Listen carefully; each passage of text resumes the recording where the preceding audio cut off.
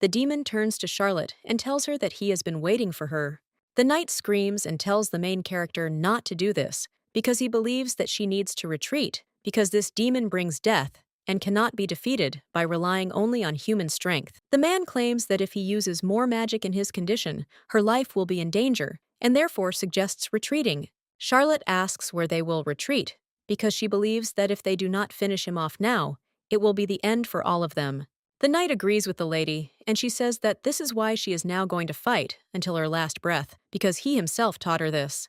The girl believes that magic obeys the will of the one who uses it, and therefore suggests not to worry, because mana and magic are her family and friends, and this land is the place of her birth, and this world is her ally. On the day of destruction, a girl saved the world, and the demon asks her to remember his words, because he still intends to come for her, and swears to it. He claims to devour her completely. After that day, the whole world began to call the girl an archmage. The woman tells Charlotte that she is a genius, and her abilities have exceeded all her expectations, and the girl agrees with her and says that she knows it. An elderly woman asks if she could be at least a little more modest. The main character asks when the teacher will stop behaving like this, and then claims that she constantly pretends to be sick or that she is about to die. The lady says that she has a dying wish, and the girl claims that she is not dying because she has a common cold. The teacher suggests that she find students for herself because now that she has shown the world her power, there will be many opponents on her path that only she can defeat. The woman tells her to take 5 students who will share this burden with her because she should not live her life alone as a teacher and find her love and start a family and be happy.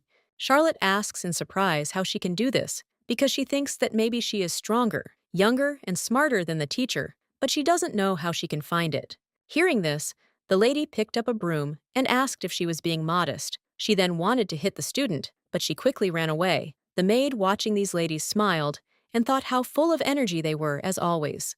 The main character hid, and the teacher asked where she went. Much water has flowed under the bridge since that day, but Archmage Charlotte's outstanding talent has surpassed the first 8 circles of magic, and the students she trained were hailed as geniuses of the century. Some called Charlotte a heroine who saved the world from the evil spirit. Others considered her the great hope of magic. And even so, after all these achievements, her human ultimately met his end. Charlotte thought she was tired because her stupid students were so intrusive, and she didn't understand why it was so hard to escape them. And who would have thought they'd put tracking magic in a ball? The girl understands that if they lose contact for a second, they'll make such a fuss as if the world were ending, and the lady doesn't understand how to tell her that she's about to die. The main character believes that, because of the blessing of the fairy king, she always looked young, and they have already forgotten how old she really is, and how old she turned this year, because it seems like 122. The lady understands that she has lived long enough, and everything in this world has its beginning and its end. And of course, her heart aches for her students, but she cannot take care of them forever, because each of them has their own path. And although she still worries about the youngest, she believes that an old woman like her cannot accompany them, but can only hope that they will live a good life and be able to fulfill their destiny. Charlotte reflects on how she never imagined she would die like this, and that this would be her final spell. When she casts the spell, the mana stored within her body will burst forth and fill the world, and her spirit will torment this land and become the breath of a new god.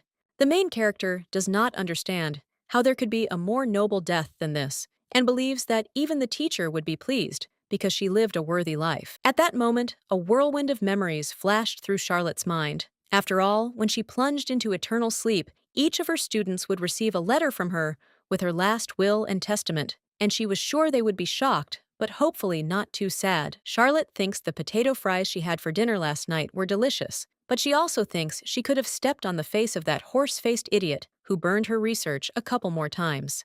Before her death, the girl would like to fight Jeffrey again and win against him, and remembers that she forgot to pay the debt at the Traveler's Tavern, and everything else was fine. But there was one regret in Charlotte's life that she could not tell anyone about, and that regret was love. Charlotte had a very eventful life filled with magic battles and caring for her students, but this girl blessed with wisdom and life's knowledge had one regret. She never knew love as hot as a flame and gentle as a spring breeze. The main character believes that she has never had any regrets in her life, and she is just a little sad about this one thing, and just a little bit? The man turns to His Majesty and says that a more thorough investigation is needed in the lands of Rodon and asks him to think about this issue. At this time, the king saw that a letter had arrived to him, and for a moment he forgot about state affairs. The servant begs his master to pardon him because he did what he was ordered to do and claims they forced him to do it. At that moment, the master saw the letter and found it very intriguing. The girl with pink hair saw that the nest had fallen and asked the little chicks to sit quietly, and at that time, she saw a letter. At this time, the main character understands that this is the last path, and it seems to her that her dying spell worked, and she thinks that she is pleased, and also wonders how a person feels after death, because her body seems lighter than a feather, and she thinks that this is because her spirit left the body, and she can see with her right eye as if she is still alive. Charlotte doesn't understand why she's still alive, and thinks her magic didn't work, but she assumes that even if it did, she would have died anyway. The girl was confused when she heard her own voice. Archmage Charlotte, at the age of 121, has dedicated her life to serving the world and believes that she has finally entered into eternal sleep. The disciples mourning their mistress say that now they will protect this world instead of her, and therefore let her not worry but rest in peace. At this time, the main character thought that she was counting on them and then said goodbye. Charlotte believes this is how it was supposed to be, but she thinks the mana has left her body, meaning the spell definitely worked. She doesn't understand why she's still alive and why her body feels so strange, like she's become a child. The lady realizes that she has really become small and cannot believe it. True magic begins with the will of a person who wants to fulfill the desire of the heart. The regret she carried throughout her life, this small regret, saved her life. It turns out that love was the reason for this. The guy with red hair asks what kind of love this is, and thinks it's just funny, because these people have never met His Excellency, and yet they continue to send him letters declaring their love. A girl with black hair asks him if he's jealous. The man insists it's nonsense. The lady says that their distinguished Archduke quickly gained his fame, and now they have what they have. The guy with red hair says that the further he goes, the more confusing this strange situation becomes, and he thinks that he should quickly find a girl he likes and marry her, and he should have done this 50 years ago. The man claims that today I was a little girl and said that I was looking for His Serene Highness the Archduke, but at the same time, I called him by his name. He does not understand why this pea-sized girl turned out to be so rude. The guy says that her manner of speech was also very strange, and there was something generally strange about her. The little girl asks the young man where the nearest magic shop is, and wonders if he can tell her. The man looked at the girl in surprise and remained silent. She didn't understand why everything was so complicated. Suddenly, he replied that the girl should turn the corner, and when she saw the main square, go to the 3rd street. Hearing this, the main character thought that she had come all this way here, but still could not meet Jeffrey, and her mana rings were empty, so she could not use a detection spell, and could not teleport to him either. The man says that she is on the 2nd floor of a house with a blue roof, and then asks the little girl if she can hear him. At this time, the girl thought that she got rid of her things before casting the spell, and now she has nothing, and thinks that she needs to sell something to the magic shop to get money. The sweet lady thanks the gentleman and reflects on how it feels like she has returned to the beginning of her life's journey. Suddenly, the door with the guy falls on the man who told the girl where she needed to go. The knight asks the boy to repeat what he just said. Then he explains that he is now in Klaus, the land of knights, and asks how he dared to suggest that there is a man stronger than their Archduke, the master of the sword, Lewester. The guy claims that of course such a person exists, and that this is Charlotte the Archmage of the Marvel Empire, and there is no one stronger than her. The knight screams, calling himself a piece of shit, and asking how a resident of Klaus can utter such horrible words. The guy replies that he's a mage, first and foremost, and only then a resident of the duchy. Watching them, the girl thought that they were really fighting over something stupid. The knight claims he's a traitor and tells Klaus not to pollute the clean air with his breath, so he should go back to Marvel. The boy asks why he should go, since he believes he's a mage, but still a citizen of Klaus. The little girl asks what they've done and orders them to get out of there quickly. The man screaming asks what the little one said, and then orders her to stay out of the adults' business and stay out of there. Meanwhile, the villagers watched them and thought they were arguing about who was stronger, Archduke Lewester or Archmage Charlotte. They suggested the boys get out of there, or they would kill this sweet young man. Charlotte screamed, "Enough of this, let them come down!" Hearing her, the men quieted down a bit, while the girl took the door off the man. The knight asks in surprise what that was, because his body just happened on its own, and he doesn't understand what happened, and then he turns to the magician and asks if he just used a spell on him. Residents do not understand what happened, and it seems to them that the child just stopped a fight, and they think that adults should not behave like that in front of children. Archduke Lewis asks the people what happened, as he thinks there was so much noise here just now. The little girl is surprised to see him. The gentleman asks His Majesty what happened since he left, right in the middle of the conversation, and it is difficult for such a weak person like him to keep up with him. Lewester reports that he is certain that he just felt a familiar presence, and he wonders if he was mistaken. The knight turns to the Archduke and says that it is an honor to meet him because he always wanted to ask him something during a personal meeting, and then asks what he thinks about the Archmage Marvel Charlotte. His Majesty asks why he must answer this question. The man hearing this smiles and says he's right, because everything is so obvious that there's no need to waste time answering.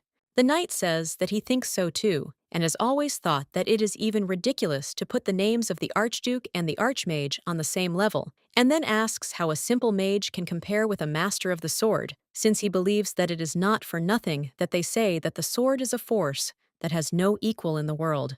The warrior wonders if some girl without a family or a name can stand in the same ranks with the Archduke, and he wants her to know the bitterness of her defeat. Hearing this, the gentleman grabs him by the face and tells him to watch his language, and then asks if he didn't want to become a knight, and he is sorry that his dream is not destined to come true, but it seems that he even trained his body, and therefore suggests listening to him carefully. The Archduke says that Klaus has no need of a worthless person like him. Watching this, the main character grabbed the gentleman by the cloak and said that it was enough. She asked Geoffrey what he was doing and whether he imagined himself a king or a god. The girl asks if he's fallen into senile dementia and why he's tormenting someone over a few words. The gentleman replies that he only wanted to scare him because he's still so young and says such terrible things. His Majesty lets the man go and says that he was just playing with him, and then kneels in front of the little girl and asks if she is Lottie. The gentleman approaches the Archduke and asks if he has calmed down, and also inquires whether this girl is his daughter. Lewis turns to the baby and says that her magical presence was so weak that he even thought he was mistaken, and then asks if it was really her. At this time, the residents watching them do not understand what is happening because this child again stopped the fight, and they were surprised whether it was really Archduke Lewester. The gentleman asks the girl why she's so small and picks her up. She asks him to let her go while he talks about it in a friendly manner. The woman says that lace bows are in fashion this year, but if the bow is adorned with a precious stone, it will look even more wonderful. Then she offers to take a look, as the young lady is very beautiful in this dress, and asks if it's true. His Majesty looked at the baby and said that he liked her, and then said that he wanted to look at other models. The saleswoman says they've got a lot of dresses in different styles. He says that's great and orders a dress of every style. Charlotte objects and says that's enough, then asks what he's doing, and reminds him that she said she'd be happy with any clothes. The young gentleman asks if she understands that this is the first time he's seen her as a child, and asks what's wrong with her trying on these dresses. The protagonist addresses the woman and asserts that this will be enough, then tells her she can go. The Archduke thinks she's a troublemaker and tells the saleswoman to leave them alone.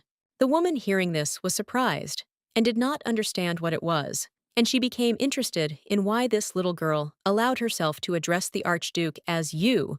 Lewis asks the girl why she looks like this, because he couldn't contact her for a long time considering the state of her mana. He doesn't think that she changed her appearance with the help of a spell and asks what happened.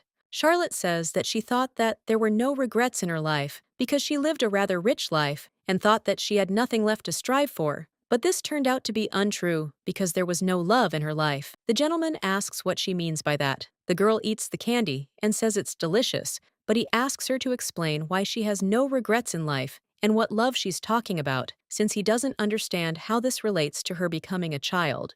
The Archduke asks if she's already tried to kill herself. Hearing this, the protagonist thinks he's a smart guy, but then explains that things were a little different, and since that's how it turned out, she wanted to leave her mana behind for the world. The young lady believes that she has lived enough and is a little tired of everything, and already thought that she had plunged into eternal sleep, but found herself alive again. The little girl screams and asks why and what it is. He replies that his eyes sweat from time to time, and the girl, surprised, asks what he's talking about.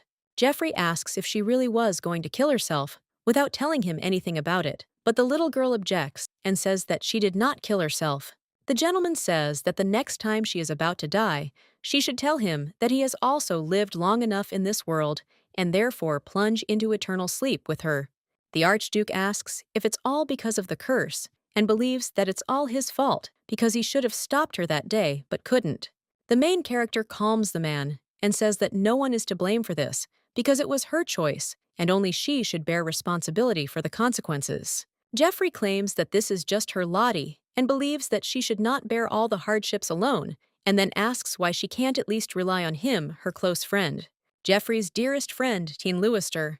The little girl says that she made such a decision and wonders if magic doesn't begin with the heart's desire, since magic decided to rid her of her only regret and gave her this new appearance.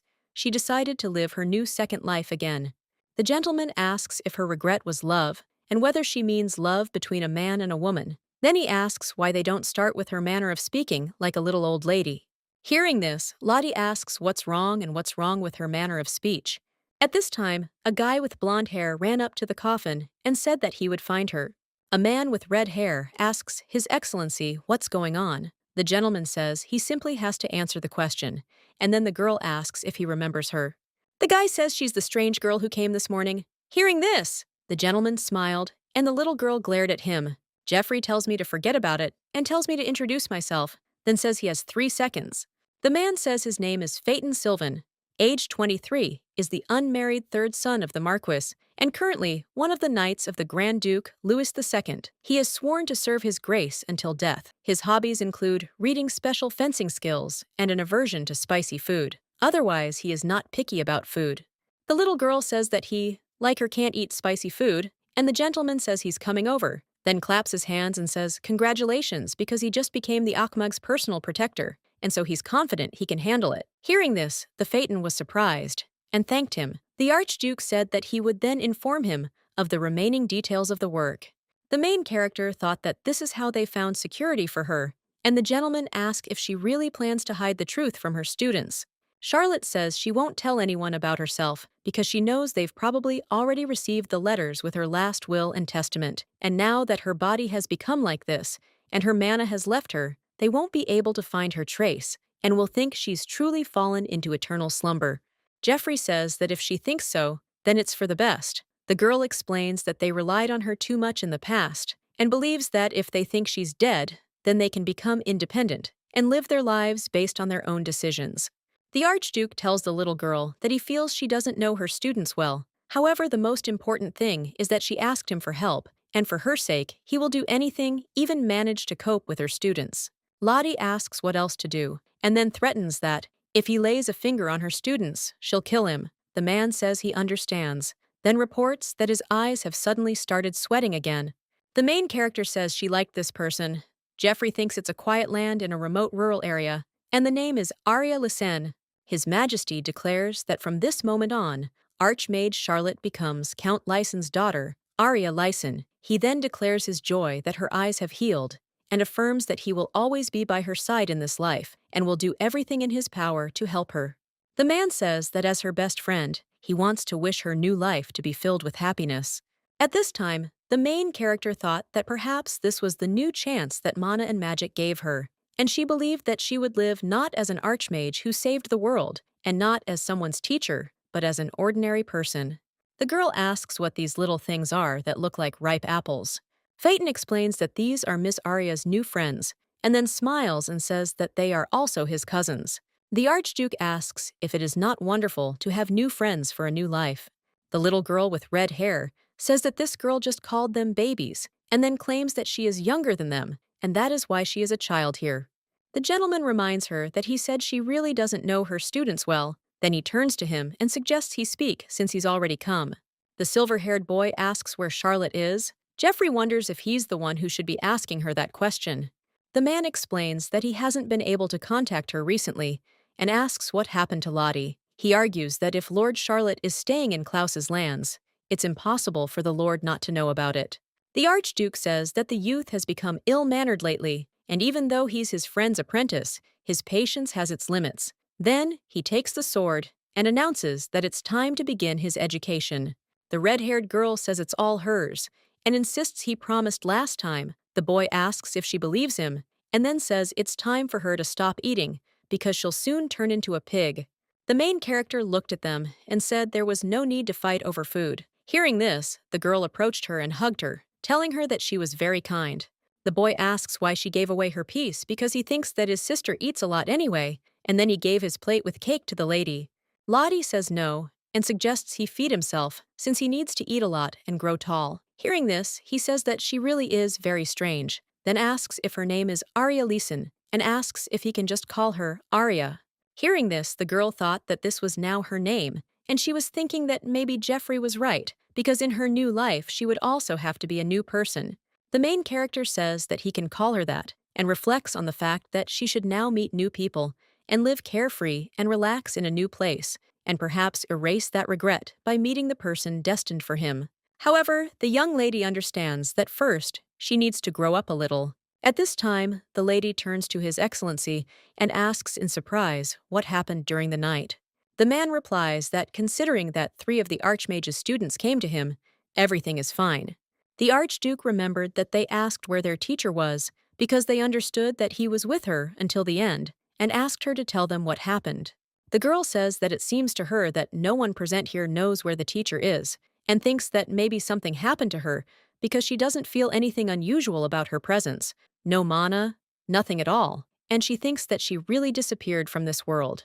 Another student asks what kind of nonsense she is talking about because she thinks that there is something and there must be something else.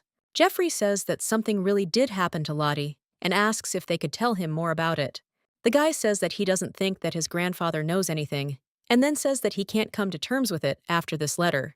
The elf girl says she'll meet Carcillion and believes that perhaps, if they follow the teacher's path from Marvel, they'll find some clues. The young man asserts that he'll find her, even if he has to turn everything upside down. The guy with silver hair claims that he will come back.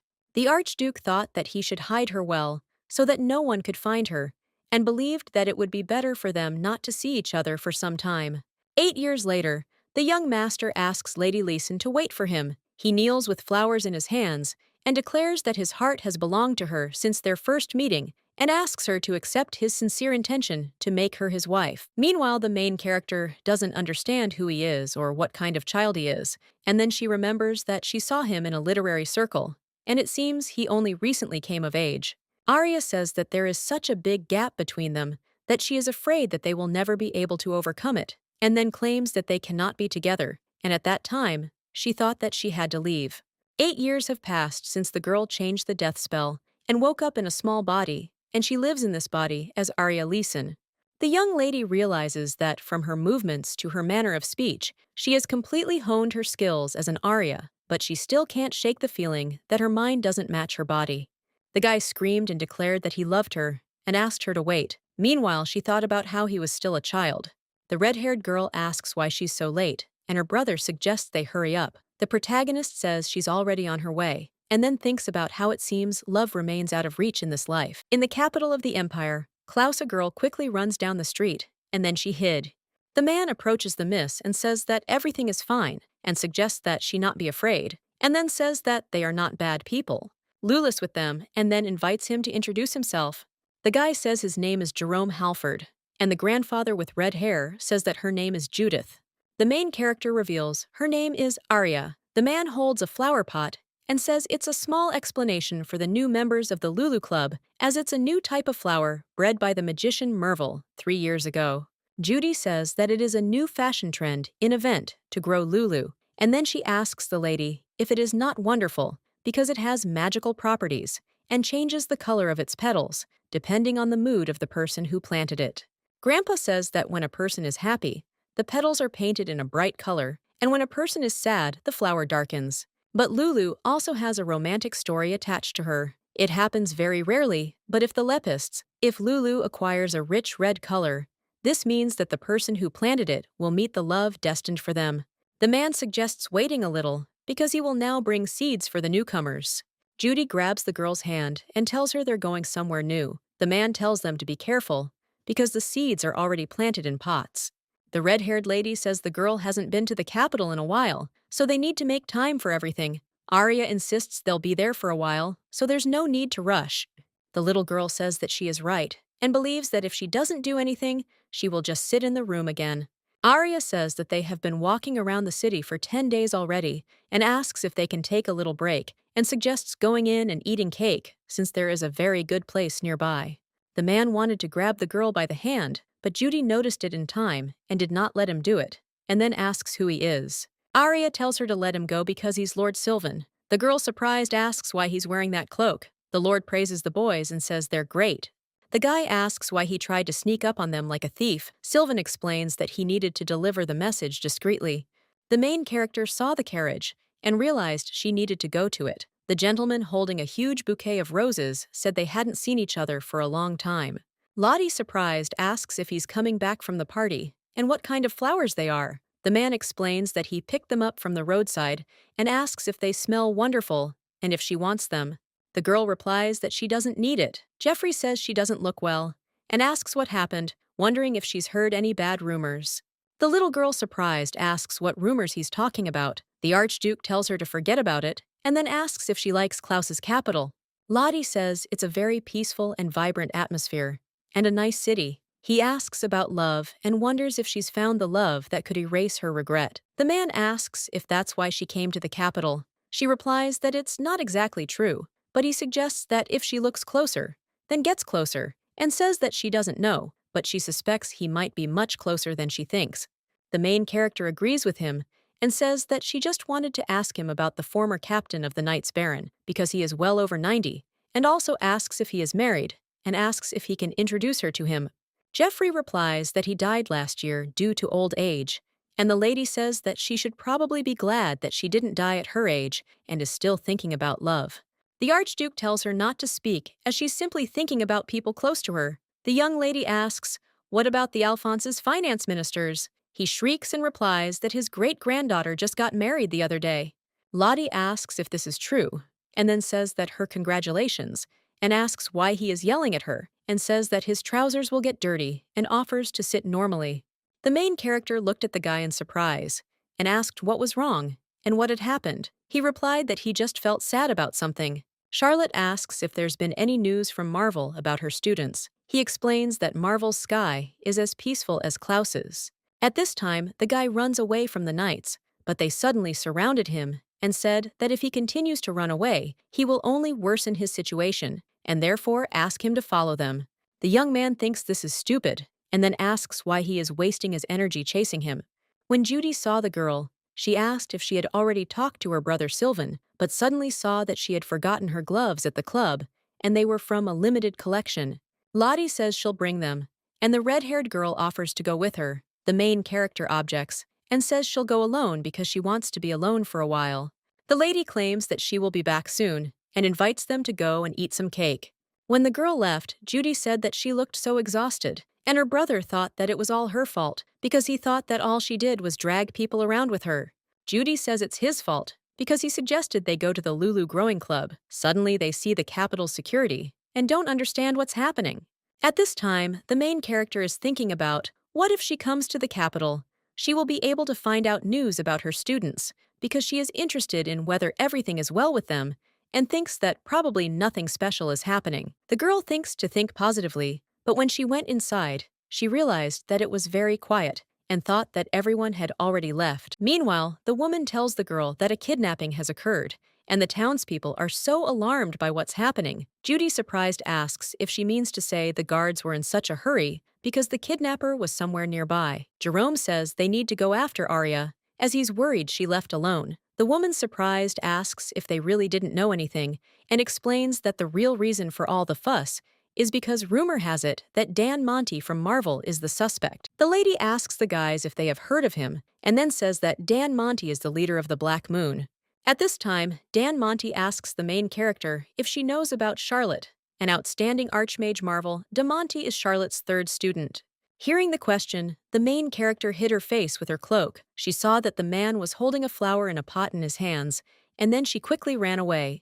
The guy wanted to approach the stranger, but she either pushed him or took advantage of the moment to run away. He doesn't understand what just happened, because when he fell, he broke the table and the stranger was already gone. When Judy saw the girl, she screamed and asked what had happened to her. She replied that nothing was out of the ordinary and suggested they go home. Judy was then asked if she had seen the kidnapper. Avent recently, and these are very bad people who are taking citizens regardless of age or gender. The girl says they can't be caught because a very powerful person is behind these crimes. Hearing this, the main character asks who the suspect is. Jerome replies that it is Dan Monte and asks if Arya knows who he is, and then says that he is Charlotte's third student. The boy asks how ordinary guards can capture him, even though he thinks Archduke Louise is capable of it. Judy doesn't understand why a Marvel resident is kidnapping people here. Klaus, her brother, says there must be reasons behind it that they don't know anything about. The young man asks Arya what happened, having seen her surprised look. Meanwhile, she can't understand how this stupid Dan is kidnapping people in Klaus. 30 years before a lady with black hair turns to Mrs. Eleanor and tells her that there has been another explosion, and it seems that she cannot control this terrible demonic red liquid that flows in his veins, and then asks how much longer she must suffer next to him. The lady thinks that this child is a real devil. Then the main character decided to go to this guy's place, and when she knocked on the door, she heard a scream for everyone to get out. However, she ignored his words and announced that she was entering. When the lady entered the room, she saw that everything was turned upside down, and even the furniture was broken, and the boy hid under the table. Charlotte asks if he is very scared, and then says that she thought that the danger had already passed, but she was wrong, and fortunately, everyone is safe because he tried so hard to cope with his powers, and he succeeded. The main character apologizes for being late, and then turns to the boy and asks him to come to her, and also suggests that he hurry up because his teacher's hands are already hurting. Dan ran up to the lady, hugged her, and asked if it was true that no one was hurt. The lady replied that everything was fine, and he asked if that meant he wasn't the devil. Charlotte says of course not, but the baby says it's very good. The young woman says it's probably a misunderstanding. Hearing this, the man asks what she's talking about. The woman says nothing and explains she's just talking to herself. The lady asks the butler if he's ever heard of kidnappings in Event. He replies that he doesn't know the details, and then asks what happened. The main character realized that Jeffrey, this man, knew about this for sure, but did not tell her anything, and believes that she should know for sure, but first she must investigate everything. Charlotte put on a black cloak and decided to go out into the city, but realized that, judging by the number of guards, the city's security had been strengthened, but she went out unnoticed. The lady thought that there really was a kidnapper operating in the capital, and she wondered where he had gone. People in cloaks grabbed the man and said that they were not bad people, but at that time he lost consciousness. The guy asks what he'll say, because he thinks their hair is quite similar, and realizes it would be nice if their eye color matched too. His friend insists he's not a woman. The guy turns to the foreman and says he thinks someone else is there. Hearing this, he understands, and heads around the corner, where he sees a girl, and asks how Miss is doing. The student says that if there's a witness, it could cause them a headache later. The stranger asks for mercy. They tell her not to be afraid because they won't hurt her, and they think it's just awkward because she doesn't fit the criteria they use to select people. The man asks what they'll do. Meanwhile, the main character approaches them and says that first they'll apologize for frightening the young lady, then send her home and voluntarily surrender to the guards and receive their just punishment. Hearing this, the guy asks in surprise who she is. Without thinking twice, Lottie punches him in the forehead and asks if they're planning on kidnapping people because she can't believe they've stooped so low. The lady reports that she never taught them this. Gilhart, the head of the Black Moon, asks how she knows her name. Hearing this, the main character thought that if the boss himself was doing this, then the order had been given personally, and she wondered why he'd gone along with it. He then suggested kidnapping her because she wanted to be a part of the kidnapping too. Hearing this, Gilhart smiled, and the assistant tells the head that this girl is crazy and asks if they should take care of her. He objects and says that it is not necessary and suggests taking another look at her because this girl has golden eyes and wheat-colored hair that radiates a soft silver light.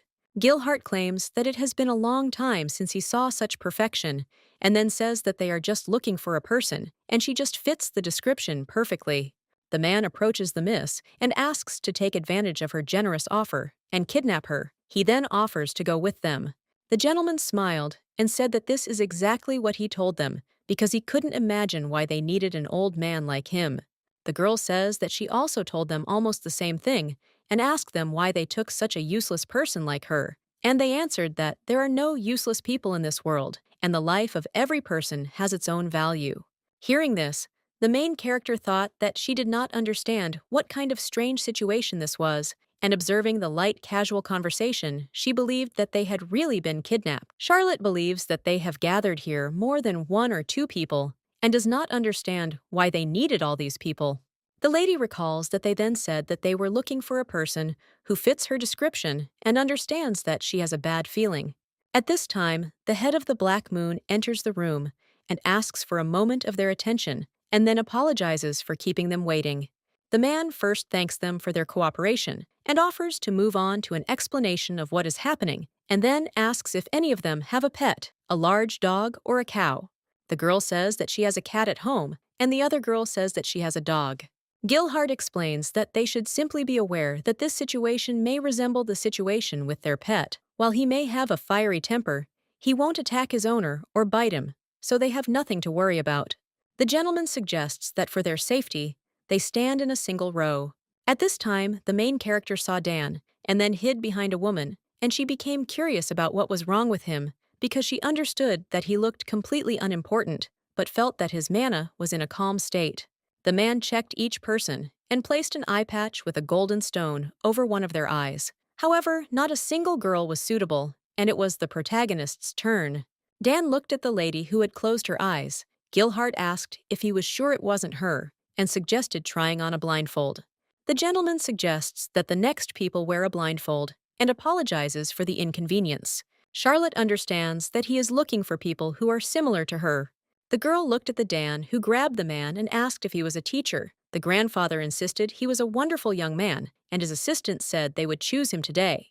At this time, the main character does not understand what he is doing, because the grandfather does not look like her at all because he is a man. The gentleman suggests sending everyone else home and apologizing to them for the inconvenience.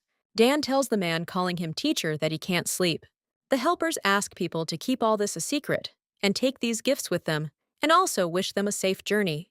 When the lady was about to leave, the head of the Black Moon turned to her and said that it was strange because he thought it would be her, and then he said that they had been looking for one person for a very long time.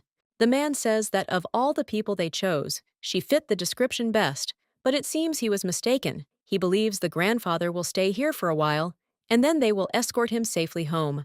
Gilhart tells her not to worry, because they won't do anything weird to him, and then explains that the leader sleeps very poorly, so he needs someone to tell him stories so he can fall asleep, and if they didn't do that, he wouldn't be able to sleep at all.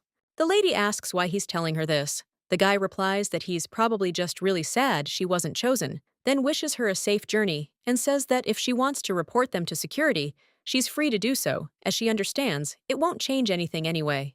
When leaving, the main character threw away a bag of gold coins. A lady walks into a store, and the salesperson says that they are already closed today. The girl asks if they know who the Archmage Charlotte is. The woman claims she certainly does, but then asks how they could not know such a great person. The main character asks if there are rumors about Charlotte's 5 students, and asks them to tell her if they know anything.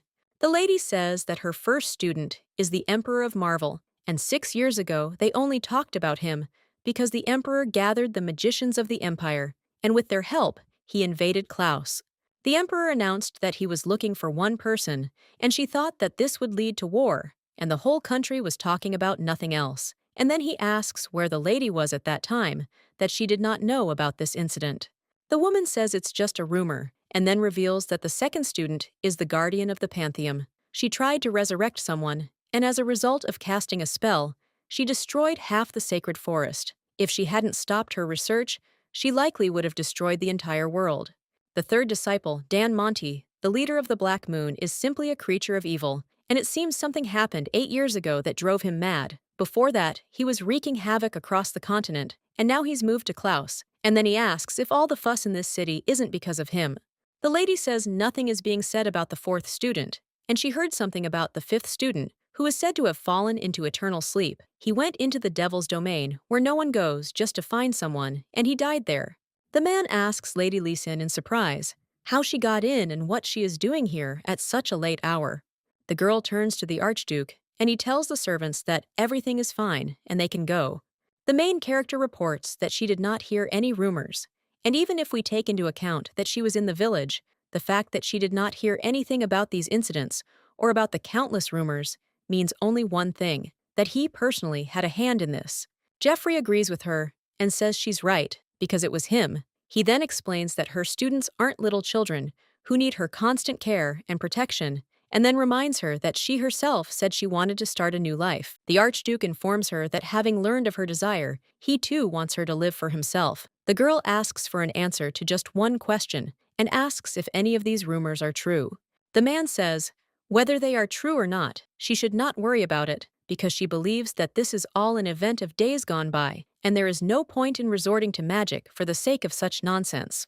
The gentleman claims that she knows that, in her condition, she cannot use magic, and the girl claims that this is precisely why she is now using her fists, and asks him nicely, and he be so kind as to answer as necessary.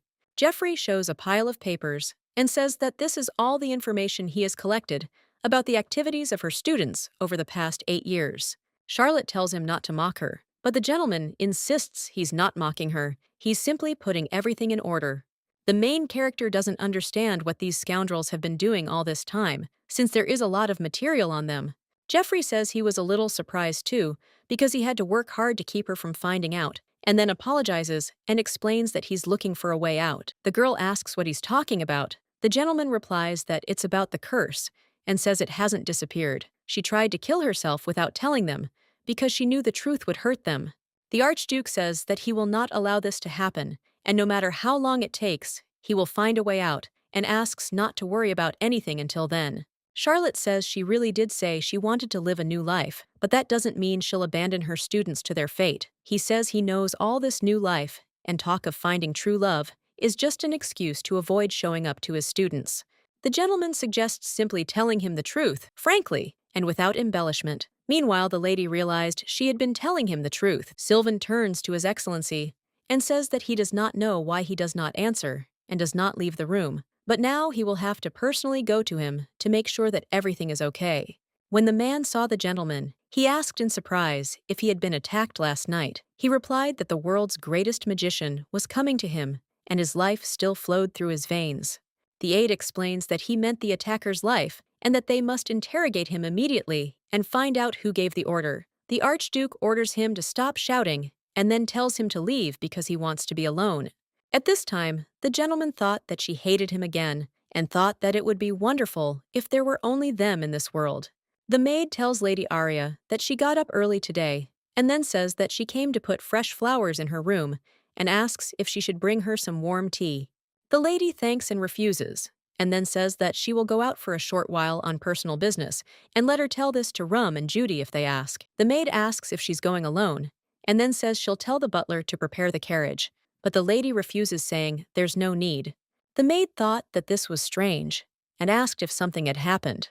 The main character believes she lived too carefree and can't understand how she could have believed that just because she left her will in her will, they would easily accept her death. After all, she never imagined how difficult it would be for these children without her. Charlotte believes that, albeit slowly, her mannerings are gradually being restored. She thinks the children should know what happened and accept her death, since she has disappeared from this world, and they have the strength to live without her. The lady believes that the first thing she will do is stop these kidnappings since they were here last night, and assumes that most likely they have already left this place and, of course, left no traces. The girl became interested in how she should track them down and where they could have gone. Charlotte saw the man and thought that they were still here, and she became interested in how Klaus's troublemakers behaved, but she realized that this was too strange.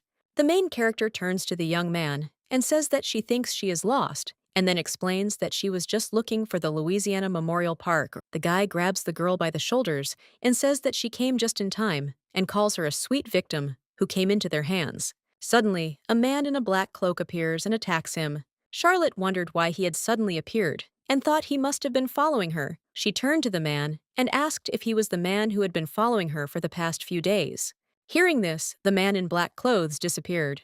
The guy saw a man lying on the ground, screaming and asking what was going on. The lady explains that she was just passing by and saw an unconscious man. The The young man asks why she doesn't come with them and tell them the details. At this time, the main character thought that she should leave, but nevertheless, she made up her mind and went. The girl was tied up, and strangers said that they were lucky today because they could get a good amount of money for them. The man asks what's wrong with Darren and why he hasn't come to his senses. Charlotte realized something was wrong. It was obvious these people weren't from the Black Moon. Suddenly, she heard a shout that they were greeting Mr. Dan Monte. The gentleman yells, asking if everything is ready, and also wonders why they're moving so slowly. He tells them to get off their asses and get to work because they need to be on their way already. The man who was sitting next to the girl says that it was Dan Monte and believes that he was really kidnapped by members of the Black Moon. The man says that everything is correct because they are the Black Moon from Marvel, and this man is the third student of the Archmage Charlotte Mr. Dan Monte, and therefore suggests not even thinking about escaping. At this time, the main character thought that it turns out that they are pretending to be him and his order, and therefore committing all sorts of atrocities. Charlotte saw the men dragging someone, and she recognized him as Dan. The bandit offered to throw him in with the others, considering them lucky to have gained another man without any effort. The main character doesn't understand what's wrong with him and assumes his people forgot about him and left him there. The man screaming orders them to move because they need to get out of here before the guards arrive. The lady looked at the guy and thought that he had simply fallen asleep. The lady remembered that when Julian brought the boy, she said that no matter what she did with him, he did not move, and it seemed to her that he really had died, and then she asked whether she should throw him out. The teacher says that he did not die, and tells him not to talk about the fact that she will throw the person away like an unnecessary thing. Charlotte says Julian is an adult, and therefore asks her to take care of Dane, as the child suffers from great fear. The girl says that during his rare sleep, he looks like he's dead, only because he usually can't sleep at all. The robber suggests tying up Dan because he believes that the man has woken up. Meanwhile, the main character addresses him and tells him that people posing as him and his order are standing right in front of him and asks what he's planning to do. She asks why he allowed them to tie him up, and she wonders if he doesn't understand what's going on there. The girl asks if he is just going to observe for a while to properly assess the situation. The robbers inform the master that they are ready, and then the people are put into the cart. After a while, the man shouts that they have arrived and tells people to come inside. Charlotte thinks this place looks like a prison, and the people who met them greeted Mr. Monte. The lady realizes it's a huge underground prison, and she thought they were a small organization of criminals imitating the order. The lady believes that if their criminal activity in event has reached such a scale, it means that there is a much more influential figure behind them. A man screams and begs Mr. Monte to let him go because he has a sick child waiting at home, and he's the only one around. Monte tells him to shut up, then seduces him, saying whether the child dies or not isn't his problem, so he suggests hiding in the far corner of the cell and shutting up. The man says that he only managed to save up money for the medicine, and if he doesn't take it, the child might not survive, and he's only 5 years old, and he might die without the medicine, and therefore he asks to let him go to him and then begs. Monte tells them to open it, but at this time, the girl does not understand what he has planned. The man thanks the gentleman, but suddenly feels a strong blow. The mercenary claims he told him to shut up and sit quietly in his cage, and claims it's his own fault for disobeying. He asks what to do with them if they're spineless slugs who only obey when they're writhing in pain. The robber grabs the man and asks if he really thought he would let him go because of her snotty story, and then says that she will have to remind him who he is. The main character turns to Dan with her thoughts and says that if he doesn't do something sooner. Meanwhile, the man shouts, telling everyone to perk up their ears and remember that he's Dan Monte, but suddenly he hears laughter and asks who dared laugh at such a moment. The guy in black clothes asks for forgiveness and says that it is his fault, and then explains that it is just incredibly funny, so much that he could not control himself, and at that moment the chains from his hands broke. The bandit screams, asking what's going on, believing the shackles were made of dread steel. Dan asks who gave them permission to commit such atrocities, while pretending to be them, then claims they're too insignificant and uses magic to envelop the bandits. Monte says that they weren't careful, and no one could track them to this place, and then asks who is behind this and who ordered them to commit these crimes. At this point, the mercenary couldn't say anything, only writhing in pain. The master smiled and asked if he hadn't said that useless slugs only obey when they're exhausted from pain. Dan turns to the mister and then breaks his shackles and asks if he wants to hit him for hitting him, but the man refuses. The robber asks if they are complete idiots and why the hell they are standing there like statues, and suggests that his servants move and grab this man.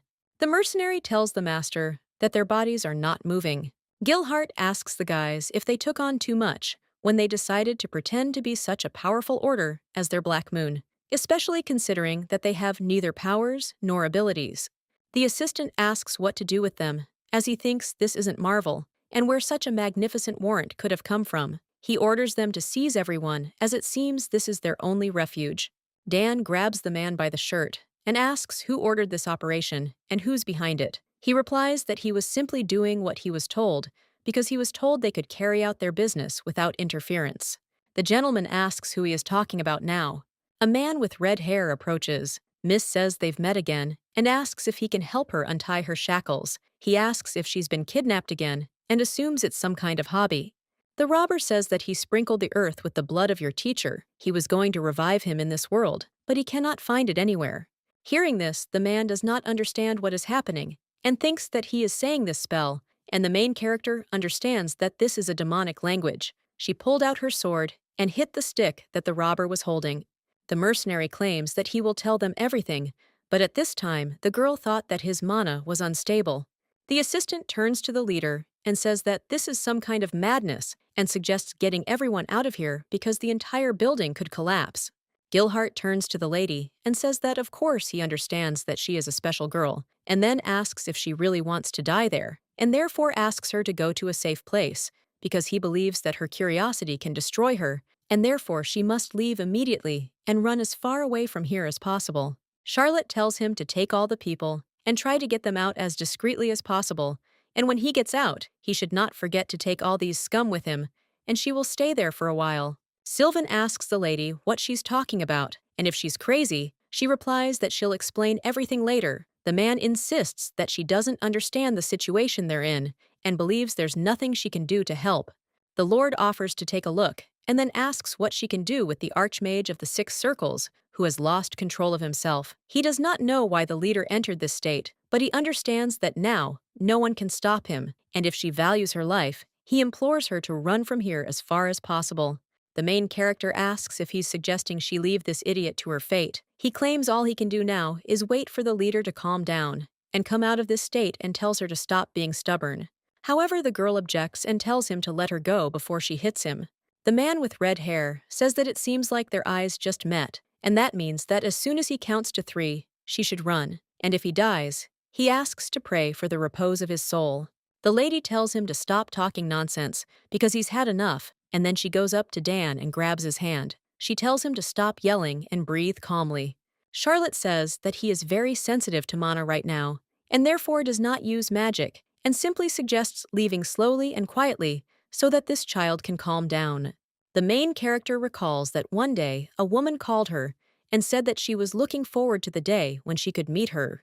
The lady offers to report the situation, and the woman says that it is all her fault because she committed a great sin, and the blood of demons flows in the veins of this child. The lady says she knew she had to get rid of him right away, but now he's turned into a terrible demon who craves the red liquid and the pain of people. She wishes he had never been born into this world, and therefore asks him to have mercy on her and kill this child. The Archmage claims that there are no children in this world who should not have been born, and asks if she doesn't see that this child is crying. At this point, the main character realized she couldn't see the life in his eyes, and felt like he was truly about to explode. She knew that since he'd grown up, this had never happened, and she wondered if he was really suffering that much. Charlotte wonders if she can calm him down in this state, and if not, then she has no other choice but to... The lady grabs Dan by the shirt and mentally asks him to remember her. The protagonist thought about their first meeting with him, calling him sweet child. She'd been told his name was Dan, and that he was born with great power. However, she sees that he's not yet ready to control her, and asks if it was hard for him. The Archmage says that until his body and mind become strong, he asks to allow her to support him and help him in everything, and then says that if he is with her and close by, he will no longer suffer.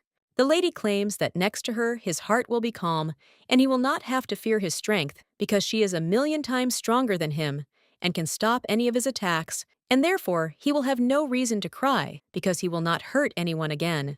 The girl hugs the boy and says that let him remember this flow of great mana, this voice and this warmth. Well, at this time, the main character thought that if there was still sadness left in him, that she had instilled in him during their first meeting, and when she touched the guy, she became interested in whether it worked. Dan bowed his head to the girl, and she thought that he looked a bit like a big dog and told the baby not to be sad. The man asks why now. It seems to him that the tunnel is collapsing due to the blast wave. Sylvan reports that everyone has left and they are the only ones left. He then turns to Miss, and she says she asked him to stop yelling. The man asks how he can avoid screaming in such a situation, since she said that magic cannot be used. When the guys saw the gentleman, they were scared because they didn't understand why he was so angry, but the main character says that everything is fine because she's nearby. At this time, the girl thought that if she could get through to him, she would be able to calm him down with the mana that she had, and then she went up to him and called him a child and invited him to come to her. Watching her, the men thought she was crazy, wondering where she'd seen someone who looked like a child, but when the gentleman approached her, they realized she was addressing him. Selvan looked at the gentleman in surprise and became interested in who this girl was. Lottie thinks that this is great and reflects on the fact that despite the noise around him, his attention is completely focused on her, and therefore he believes that the seal has not yet been completely destroyed. The lady turns to Gilhart and then informs him that he can now use magic and check if anyone is left here, and then quickly leave from there, and also reminds him not to forget to take this man with him since he's still alive. The girl turns to the other students and says that now they will come out of here and create a magical barrier at the entrance to the cave. Lottie says she thinks a 2-phase Phrasen spell will be enough, and once it reaches its peak, they'll have to maintain the spell's power at level 4. To prevent the shockwave from what's happening from escaping, she suggests they use more magic. The boy addresses the Black Moon's head, who tells them to do as she says, and let them both go out first. At that moment, he thought about how, even in Marvel, not many mages know about the Phrasen spell, and she explained its use in such detail. Gilhart asks how she is. Miss replies that she'll stay there for a little while and lead their leader out, and therefore suggests not to worry and just leave. The man objects and says they'll follow right after them, but the girl insists he leave. He says he understands and suggests they don't linger and go straight out. Meanwhile, he's thinking that this is the last one and wonders if everything will be okay with them. Charlotte grabbed the leader by the hand and said that when a magician takes his last breath, his soul, which is stored in mana, fills the world, and therefore the same thing will happen to her, and she assumes that most likely he will not be able to remember everything that she tells him now. The girl says that she hopes that his subconscious will remember this, and this knowledge will make him even stronger. Lottie explains that everything has a beginning and an end, and every person's life is filled with encounters and separations. These life experiences leave their memories and precious memories, and she wishes she too would remain just a precious memory in his life. The main character claims that even if she is not next to him, everything will be fine, and he is no longer a little child, because she believes that he has learned a lot and can do a lot, and now that she is no longer there are many good people left next to him. Charlotte touches the leader's face and says that this is why everything will be fine with him, because now he has become so strong that he no longer needs a teacher.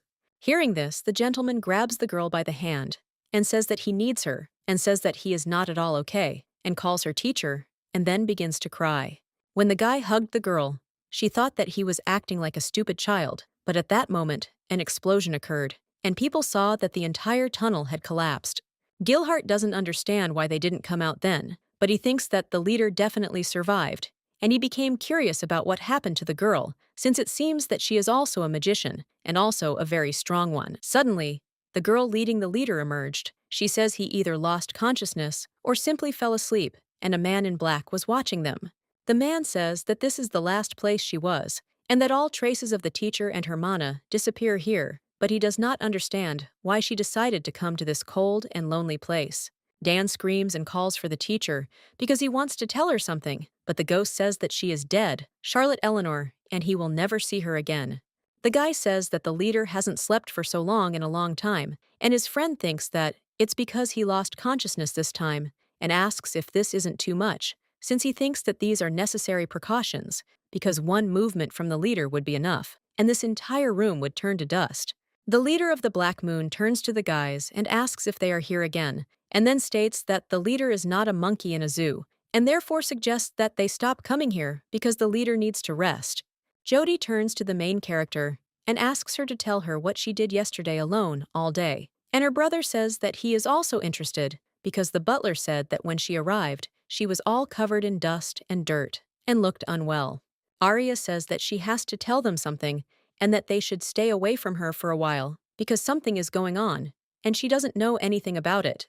The main character understands that she cannot expose these carefree children to danger, and she must first find out everything and gather enough information.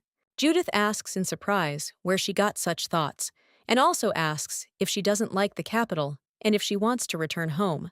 Jerome believes that since they arrived in the capital, something strange has been happening to her, and she is always immersed in her thoughts, and then asks what is bothering her, and if she does not say anything, they will worry about her.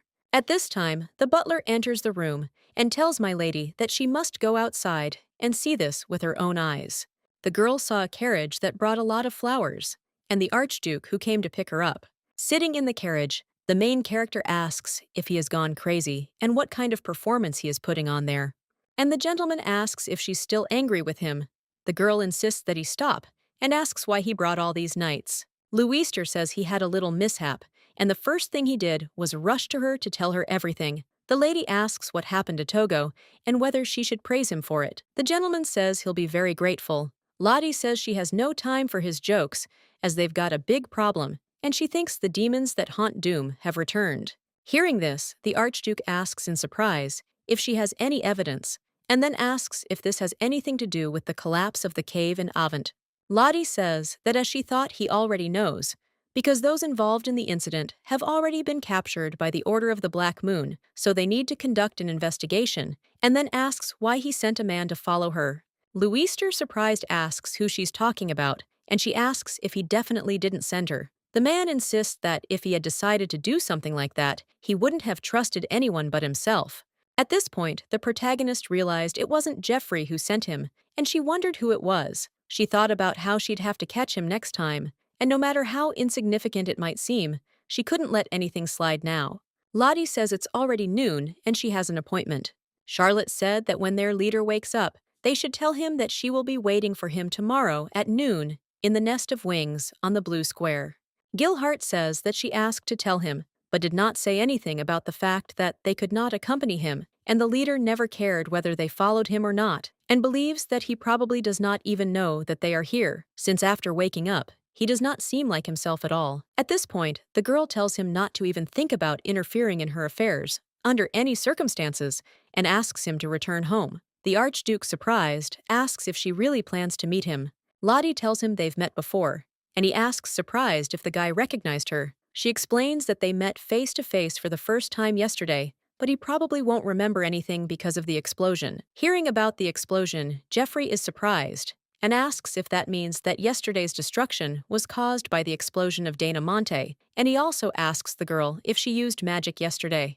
The main character explains that she knows better than anyone what state her body is in, and therefore believes that now he should worry not about her, but about death. The Archduke asks if he reveals her. Will she reveal herself to the other students, and then says that one glance was enough for him to recognize her. The girl says that because he is with her, no matter how she looks, he always recognizes her in any guise, and at that time, she thought that, of course, the most powerful sword master of the continent must be so perceptive and sensitive to mana. Mana is proof of a mage's life. Lottie understands that even if they recognize her, they will never be able to confirm their suspicions. After all, her mana is now so weak and unstable that it can't even be compared to what she was endowed with in her previous life. Charlotte reminds him that he said that he came to tell her about a problem, and the gentleman says that it is such an insignificant problem, and it concerns her first student. The lady asks if he is talking about Carcillion. He replies that he is talking about the Emperor of Marvel, and then says that he has decided to declare war on Klaus. The man smiled and said that on such wonderful sunny days, the teacher always said that this is the best weather for a falling meteorite. Charlotte reflects on the fact that she has lived a long life and has had to make choices countless times, and she thought that in most cases, she chose the right path, and thinks about whether she made the right decision when she met her death. The main character reflects on the fact that, for some reason, she feels like she hasn't thought everything through properly and understands that she can't appear before Dan as Charlotte Eleanor's. The girl approaches the leader and says that she is Arya, and then shakes his hand, and he says that he is Dan Monty. At this point, the young lady doesn't understand why he's staring at her like that and thinks he might drill a hole in her head with his gaze. Then she says, "There are so many people on the first floor and no one here." The leader announces that he has asked everyone to leave. Hearing this, the girl wonders how long it has been since he arrived. Then he says that she understands he has a lot of questions for her and asks how long he plans to hold her hands. Dan replies that he was simply afraid that she would run away from him, but the lady insists that she will not run away, and then asks if he really remembered what happened yesterday.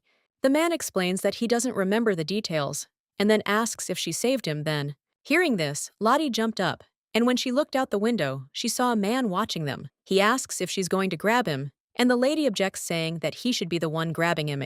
The main character does not understand what it was, because she just felt an incredibly strong presence and thinks that it was as if it was screaming that he was here, and understands that a lot of time has passed since she felt something like this. Charlotte believes that if it was somehow connected with death, she would have found out immediately. However, she thinks that if she grabs him, she will know for sure.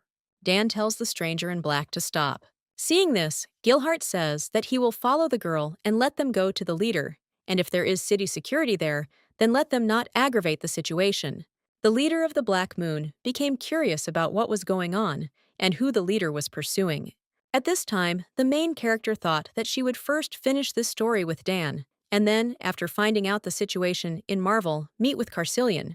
Lottie realizes that she doesn't know how everything turned out this way, but her quiet life could end because she can't get rid of this strange feeling. Gilhart asks, "Miss, what happened and what she's doing here?" She asks, surprised, why he's following her. At this time, Dan tells the stranger that it is better not to waste his strength aimlessly, and it is better to immediately allow him to be captured, and also asks why he was watching them, and was clearly hostile.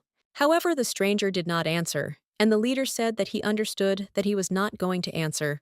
The man in black clothes saw that the leader wanted to hit him, so he jumped up and quickly ran away, and at that time, Dan thought that he was some kind of strange guy, and if he wanted to escape, he would have chosen a better tactic. The leader realizes it doesn't look like he intended to fight him, since he's a mage, and judging by his strange smell, his magic isn't working properly. He then uses magic to bind him and asks who he is.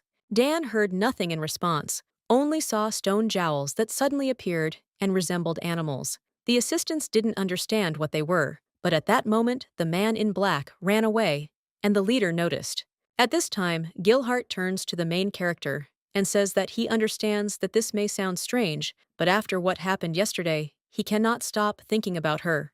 The man says that he knows absolutely nothing about her, but he feels that if he doesn't say it now, he will regret it, and wants to ask only one thing, and then asks if she wants to become a new member of their Black Moon. The head of the Black Moon saw a flicker, and at that time, the main character went to pursue the man in the black cloak. When she jumped off the roof, he held out his hands to her. The girl says she doesn't know what he was trying to do, but apparently he wasn't running away from her and knew she was already close. Lottie wonders who sent him and why he is following her, but having heard nothing, she realizes that these questions are pointless and then asks if he can summon the darkness and control it, since she believes that this is the same as revealing her essence. The girl approached him and removed his hood, but she still couldn't see his face. She said that even after so many years, there are people who are ready to follow death, and then asked him what he knew about her and whether he had anything to do with what happened yesterday. Charlotte claims she doesn't know how much he knows, but wonders why he doesn't think twice about revealing all the information. The main character saw silver hair and said that he could do something like that, but at that moment, the stranger ran away. And at that time, the girl thought that this couldn't be, because he couldn't be here, and the man in black clothes blurred, and she realized that she couldn't see well, because she started to stagger, and her head hurt, and she fell. The guy tells the leader that they have the situation under control, and then reports that some buildings and the road were damaged, but no one was seriously injured. Dan praises them for doing a good job. At this time, the knights turn to Dan Monte and say that they are again causing havoc in event, and believe that this time they even summoned the darkness, and asks how he dared to do this in Klaus, because he believes that even if he is an archmage, Marvel can't do something like that. The knight says that this was to be expected, since he is only half a demon, but the demonic fluid always makes itself known. Hearing this, the master became angry and asked what he dared to say. Hearing this, the assistant asked the leader to let him take care of them. The guy tells the knights that this man saved them, and if it weren't for these mages, these monsters would have maimed them or even killed them. Then he says they killed him after it was all over, and now they're blaming the innocent. The man claims that these three saved them, and then asks why the security arrived so late, and he wonders if they are even doing their job. The assistant suggests leaving this place before the situation gets more complicated and asks what the leader will say. At this time, the main character realized that the man who was following her was Evan. She asks what is happening. The man doesn't take off his mask and tells Charlotte that he's not Evan, and the girl screams and says that she's not Charlotte either and asks what happened to him. At this time, the guy took the girl in his arms, but the Archduke appeared and said that he took his hands off hers.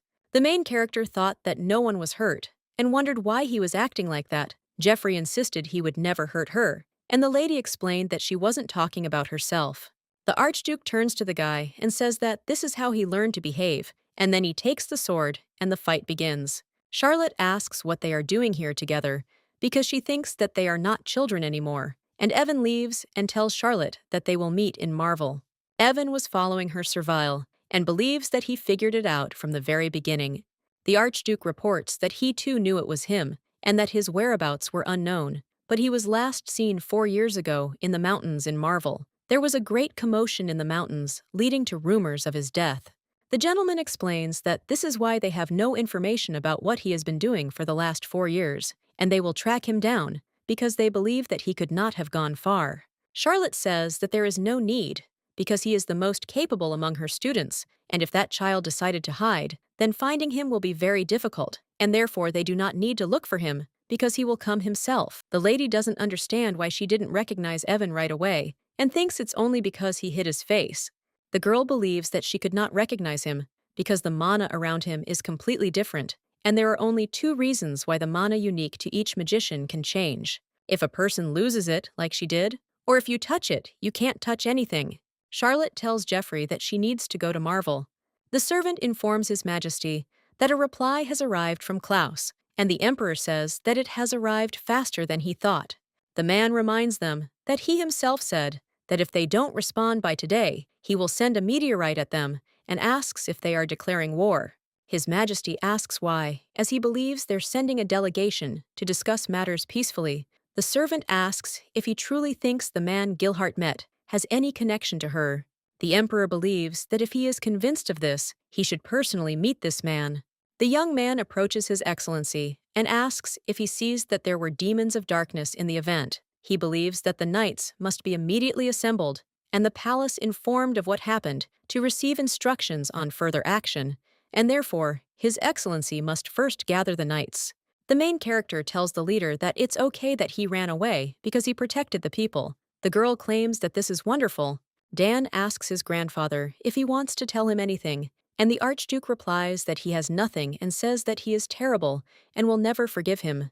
The guy asks in surprise what he did, and the gentleman explains that he was hoping to get information from him about what happened in Avant and wants him to hand over the criminals to them. Jeffrey believes that this is Klaus's business, and their actions here are limited, so he offers cooperation because he thinks that it would be nice if they quickly settled everything with joint efforts before the situation worsens.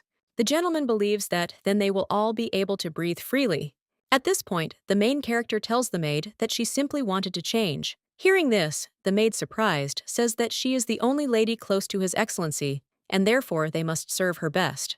Charlotte thought that it seemed they had all gotten it wrong, and the maid wonders why Venny hasn't brought the jewelry box yet and asks my lady if she could wait a little while. Lottie thinks that she needs to run away from here, and when she went outside, she thought that for the first time, she felt that someone was following her. The girl recalls that when she arrived in Aventa, it means Evan was there from the very beginning and began following her before his arrival, and she simply didn't notice him. However, she wonders when he found out who she really was. The main character saw a man with dark hair who asks if he is dreaming and how it happened that, in the gloomy estate of the eternally single Archduke who has practically no servants, a beautiful little lady is walking around freely. The woman claims that she does not look like an uninvited guest like her and asks if she works for the Archduke. Charlotte asks who she is, and the stranger comes closer to her and says that she has beautiful eyes. Dan suddenly appears and stands in front of the main character. The woman says there are more guests here. Jeffrey opens the door and asks to come into the room. The dark-haired girl says that since the Archduke declines all her invitations to the palace, she decided to come to him herself. Charlotte asks why she arrived without security. Miss claims that Klaus is under the Archduke's protection and therefore believes this is the safest place on Earth. The main character thought that the young girl who inherited Klaus's throne 5 years ago was her, and she was sure that she had already seen this child. The girl asks the Archduke if it is possible that he is leading a reclusive and single life because of this young lady, since he sent Dan Monty away, but she was allowed to stay, and her identity was revealed to her, and she believes that this means that the master trusts her completely. The little girl with blue eyes says that it is possible that the girl that the Marvel Emperor is looking for is Arya Listen. Gilhart turns to the leader and says that he was looking for him, and then asks where the young lady is and if they weren't together. Dan asks what's going on, and the assistant says that it seems that the girl is close to Archduke Lewis and asks who she is. The master objects and says they're not close. The Black Moon leader says he's actually found out some information, and then reveals that this girl belongs to the aristocratic Klaus family and is the only offspring of Count Lisen, but hasn't yet inherited the title of Countess. Gilhart says he thought that if she doesn't belong to any guild, why not become a member of their Black Moon? However, he understands that she is an aristocrat Klaus, but given her outstanding abilities, she definitely has some connection to Marvel. The man says that he has already informed His Majesty Carcelion about the girl, and if he has any information upon hearing this, Dan grabs him by the shirt and asks who he told. The guy with red hair answers that the Emperor Carcelion about the girl, and then asks in surprise if he did something wrong.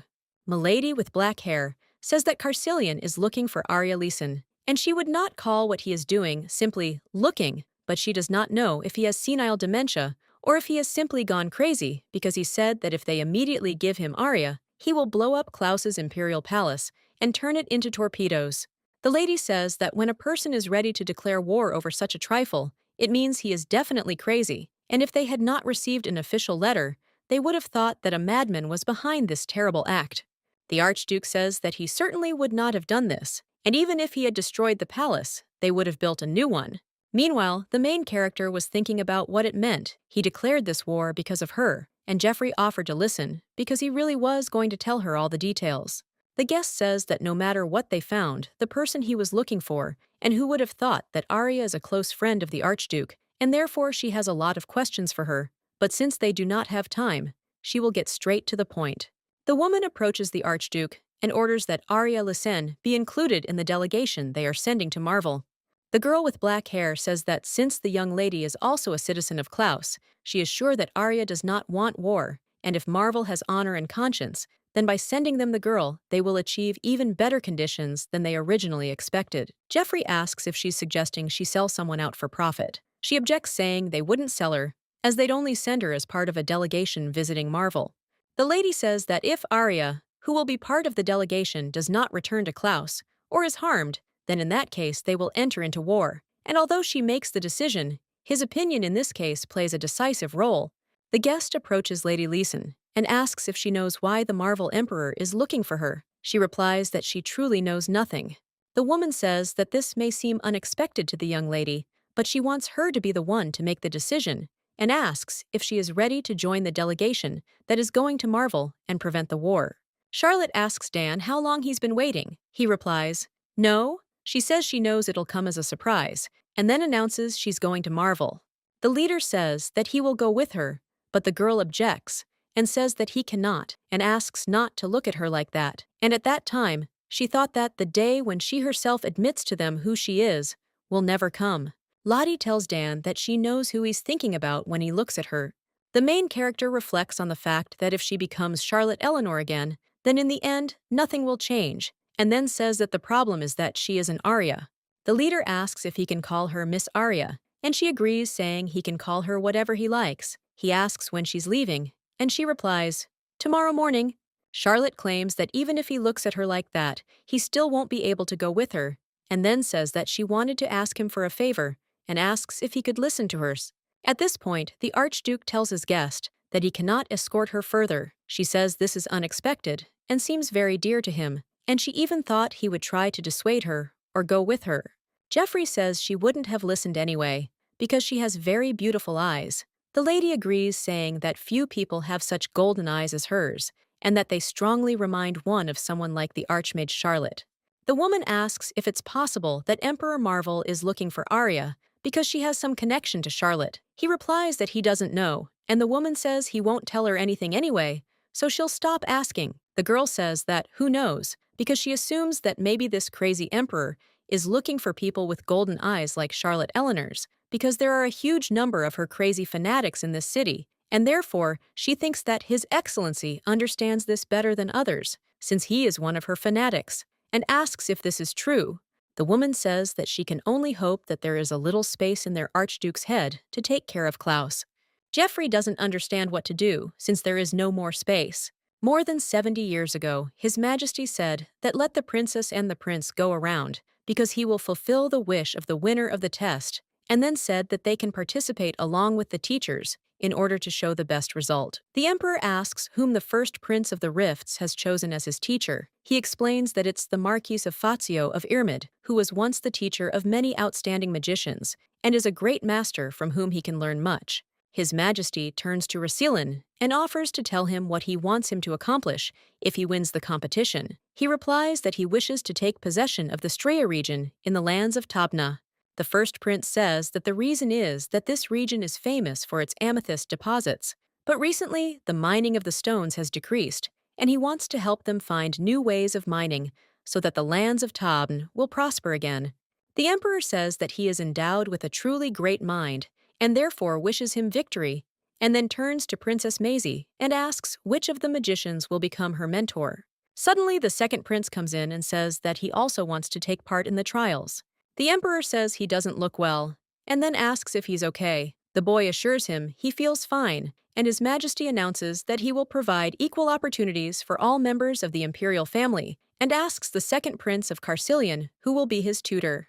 At this time, when the aristocrats heard this, they realized that he could not control his mana, and they wondered if there would be a magician who would want to become his teacher, and they did not understand how with his abilities he could even participate in the test. The gentlemen think that the boy is too young or simply stupid, but they understand that perhaps the blood of the Imperial family flows in him.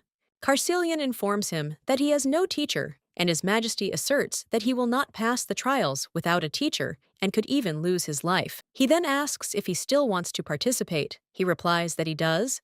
The emperor says that in that case, he should tell them his wish, and asks what he wants so much that he is even ready to sacrifice his life for it.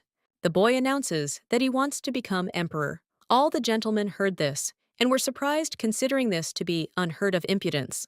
His Majesty says that if he wins, he hopes to hear his wishes again. The first prince says that he believes that allowing his younger brother to participate in the test without a teacher is too cruel, and today the most outstanding Marvel magicians have gathered in this place, and he asks why they don't try to find a mentor for their brother now. The emperor says it's an excellent idea. Hearing this, Carcillion asks for them to wait, and his older brother says he's addressing everyone present because his brother is about to take part in the trial without a teacher, and many dangerous situations await him there. The young master claims that their origin is not important, and if there is a person there who is ready to become the teacher of his younger brother, Prince Mavril Carcillion, to asks him to come forward and tell them his name. The emperor announces that he promises to generously reward anyone who responds to the invitation to become the second prince's mentor. The young gentleman claims that he can do it this way, and therefore believes that no one needs him, and at this time he realizes that no one has agreed. His Majesty reports that if no one responded, then he can do nothing, and the second prince will participate without assistance. However, the main character says that she agrees, and then apologizes for being a little late. Seeing Charlotte, the Lord was surprised, because they knew that she had gone to Tarvin, and they did not understand how she had arrived here so quickly. Lottie suggests that everyone be quiet, and then says that all of them, Marvel's magicians, know no shame at all, and calls them pathetic nobodies, and then turns to His Highness Prince Carcillion and suggests calling her teacher. The lady tells the gentleman to raise his head and straighten his shoulders, because from this moment on, he becomes her first student. The young gentleman thought that he had not remembered the past for a long time, and believed that this meant that something good was about to happen soon. The guy claims that he said he would try not to attract undue attention to himself and doesn't understand whether it's worth asking him to come down, and thinks that most likely security is already on its way here. The gentleman smiled and asked what he was thinking about and whether, when His Majesty said that he was going to meet, he meant a meeting in the closets. Judy asks if she really has to go, and the lady says she will bring them gifts. Jerome wonders why she suddenly needed to go to Marvel and that she would be accompanied by other knights, and he doesn't understand whether this means everything will be okay with her. The girl says she's sick of them and asks if they really can't admit defeat. She wants to catch them all and stuff them into a hive with the Ururu. At this point, the main character looked at the box and asked what it was. The gentleman replied that it was a mana potion, and it had been perfected to suit her needs and not cause any side effects. The man thinks that it would be better if she didn't need the potion at all, but they don't know what awaits her. Charlotte thanks him and says she'll use him wisely, and the Archduke asks if he can come with her. She objects, saying he should do his job here, as she needs to deal with the Marvel problem herself, and she's sorry Klaus got involved. At this time, the main character thought that when everything ends, she will have to somehow compensate for it. Jeffrey turns to the girl and says that he very often thought that it would be very good to tie her to him, so that she would have nothing else to do but look at him and only at him.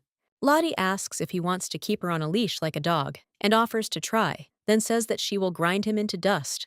At this time, the lady thought that he was stupid, and it seemed to her that something strange had been happening to him lately, and then she remembered that he really was a little strange from the very beginning. Charlotte reflects on how she should now focus on meeting Carcillion as Arya listen, and regarding the problem with Evan, she hopes her assumptions were wrong.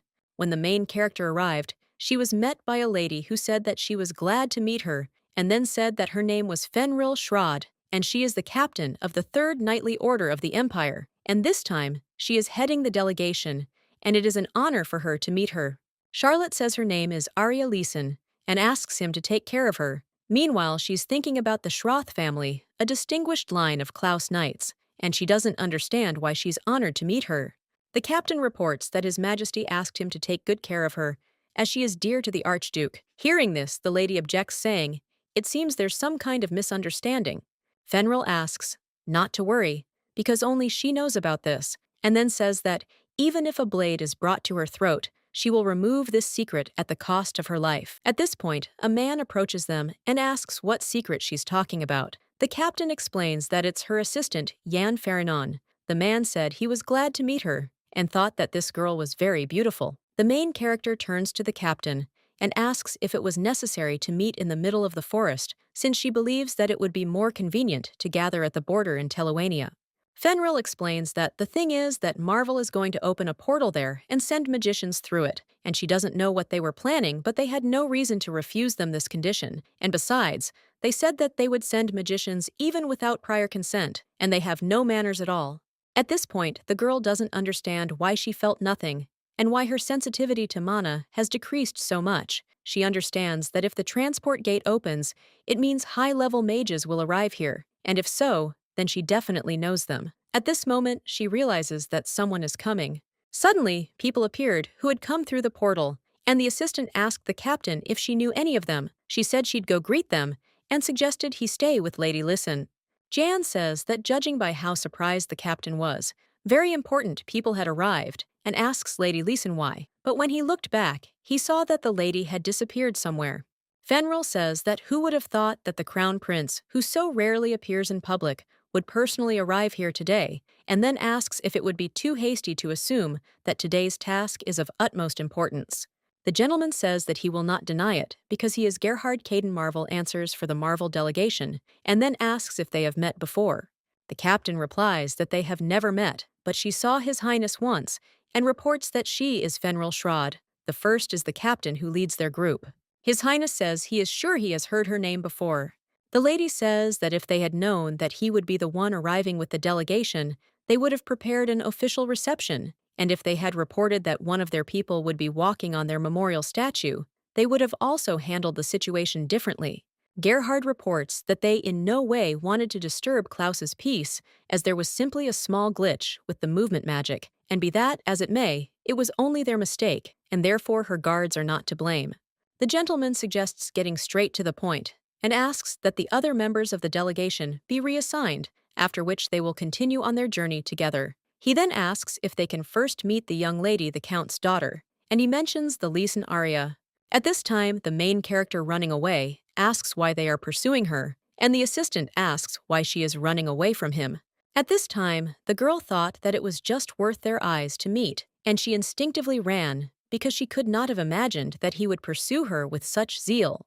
Lottie thinks about how he's a bastard who could have easily grabbed her with magic, but instead, he decided to chase her through the forest. And at this point, she doesn't understand why she even decided to run away, since they were supposed to meet. Charlotte reflects on how she simply didn't expect their meeting to happen so quickly, especially with Gerhard there. She doesn't understand what he was even thinking when he allowed himself, the Emperor and the Crown Prince, to leave the country at the same time and arrive with a delegation in Klaus. The lady, lost in her thoughts, did not notice the stick and hid herself on it, while at that time the assistant wanted to grab her but fell along with her. Milady asks when he plans to use his magic or conserve it. He replies that unfortunately he's not a mage, and just because he lives in Marvel doesn't mean he's one. Hearing this, the main character was surprised and became interested in what he was thinking about, and then she looked at the guy and saw Carcillion. The captain turns to Lady Listen and asks where she went, and then says that she has been looking for her for a long time, and also asks what happened and why she looks like this. The girl replies that she just fell, and Fenrir asks if she is sure that this is all that happened. The lady explains that the man tried to help her, but they both ended up falling. The Emperor says that since they have already gathered, he then suggests that they set out on their journey, since he believes that it will be better if they arrive in Marvel before sunset. His Majesty tells his son that this young lady really does look like her, but not just similar, and if someone told him that it was her, he would believe it. The gentleman asks if he really thinks that this miss is her. Carcillion objects and says that this is impossible, because this girl cannot be a teacher, but he still believes that he should check it himself. Carcillion, standing in the center of the magic circle, says that knights who are sensitive to mana may feel slight dizziness, and therefore asks to pay attention to this warning, and then asks where Klaus's mages are.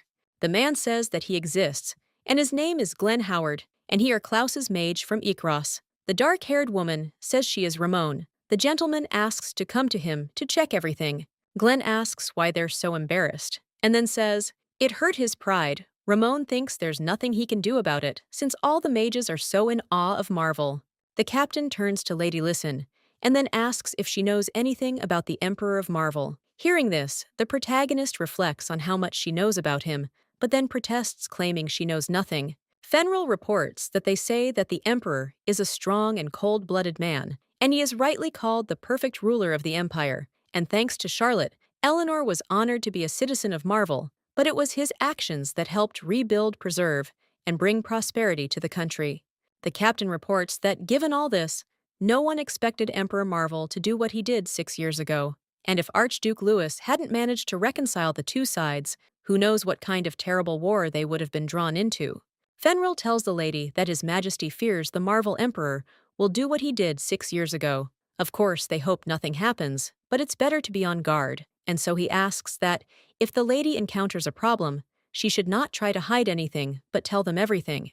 The captain tells the lady that as soon as they arrive in Marvel, she should not leave her side for a moment, and the girl says she understands. The assistant turns to the lady and says they've completed the preparations, and therefore suggests they move out. The main character remembered that, when she came to the man, she asked if he was dying or already dead, and Carcillion turns to the teacher and says he thinks he doesn't have much time left as the food has lost its taste. He's having trouble walking, and his strength is fading. Charlotte reports that she saw him chasing his son yesterday after that scoundrel beat him up. Hearing this, the man, surprised, asks if she actually saw everything, and therefore realizes she arrived yesterday, then asks why she only came now.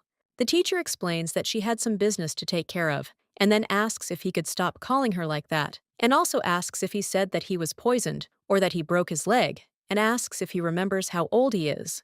The master says that if he doesn't do this, the teacher won't come to the palace to visit him. Charlotte claims she's busy. Carcillion thinks that no matter how busy she is, she's hardly busier than the emperor of an entire country, and the lady says he certainly knows what an emperor is like, if he has time to feign illness. His Majesty says that sometimes it seems to him that becoming an emperor was not his best idea, and as soon as he thinks that it is time for him to leave the throne, his only son and heir disappears and turns out to be returning.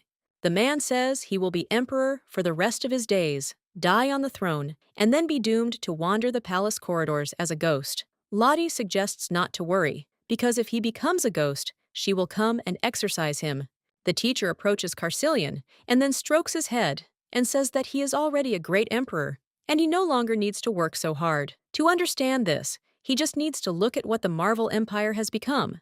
His Majesty claims that Marvel became what he is, thanks to her teacher, which is why he never worried that even when he is gone, she will still be more worthy of this throne than anyone else. At this time, the main character thought that she might not worry, because judging by his actions, he did not recognize her, but he might have suspicions about her, since Carsilian would never do anything that could harm Marvel.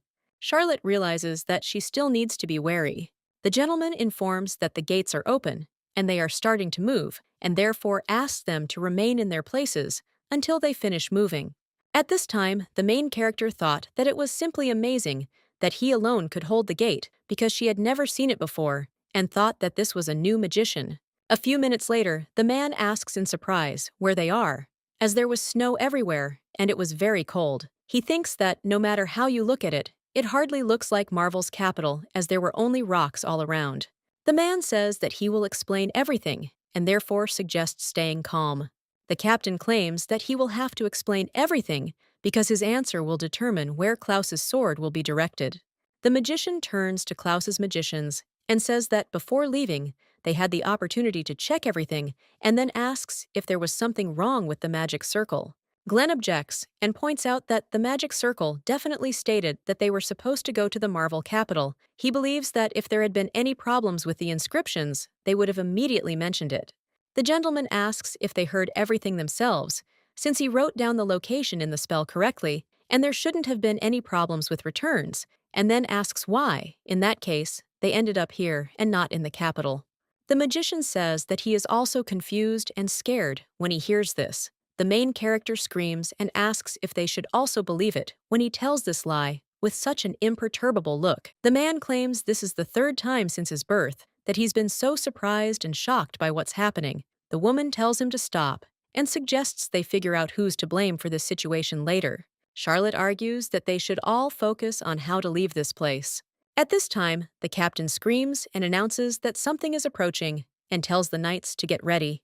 Lottie suggests that they not engage in battle and believes that they need to hide to avoid a dangerous situation. Fenrir says that perhaps they are not as strong as His Excellency the Archduke, but suggests not to underestimate the people who are here, and therefore asks to trust her.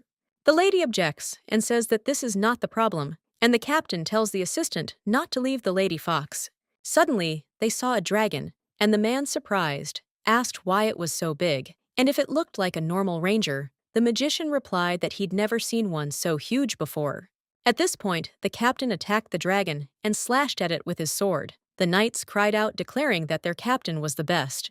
The mage, surprised, asks why the dragon was reborn. He believes it's not just a rebirth, as the dragon split, turning into two, and to destroy it, they need to create an explosion and burn its body.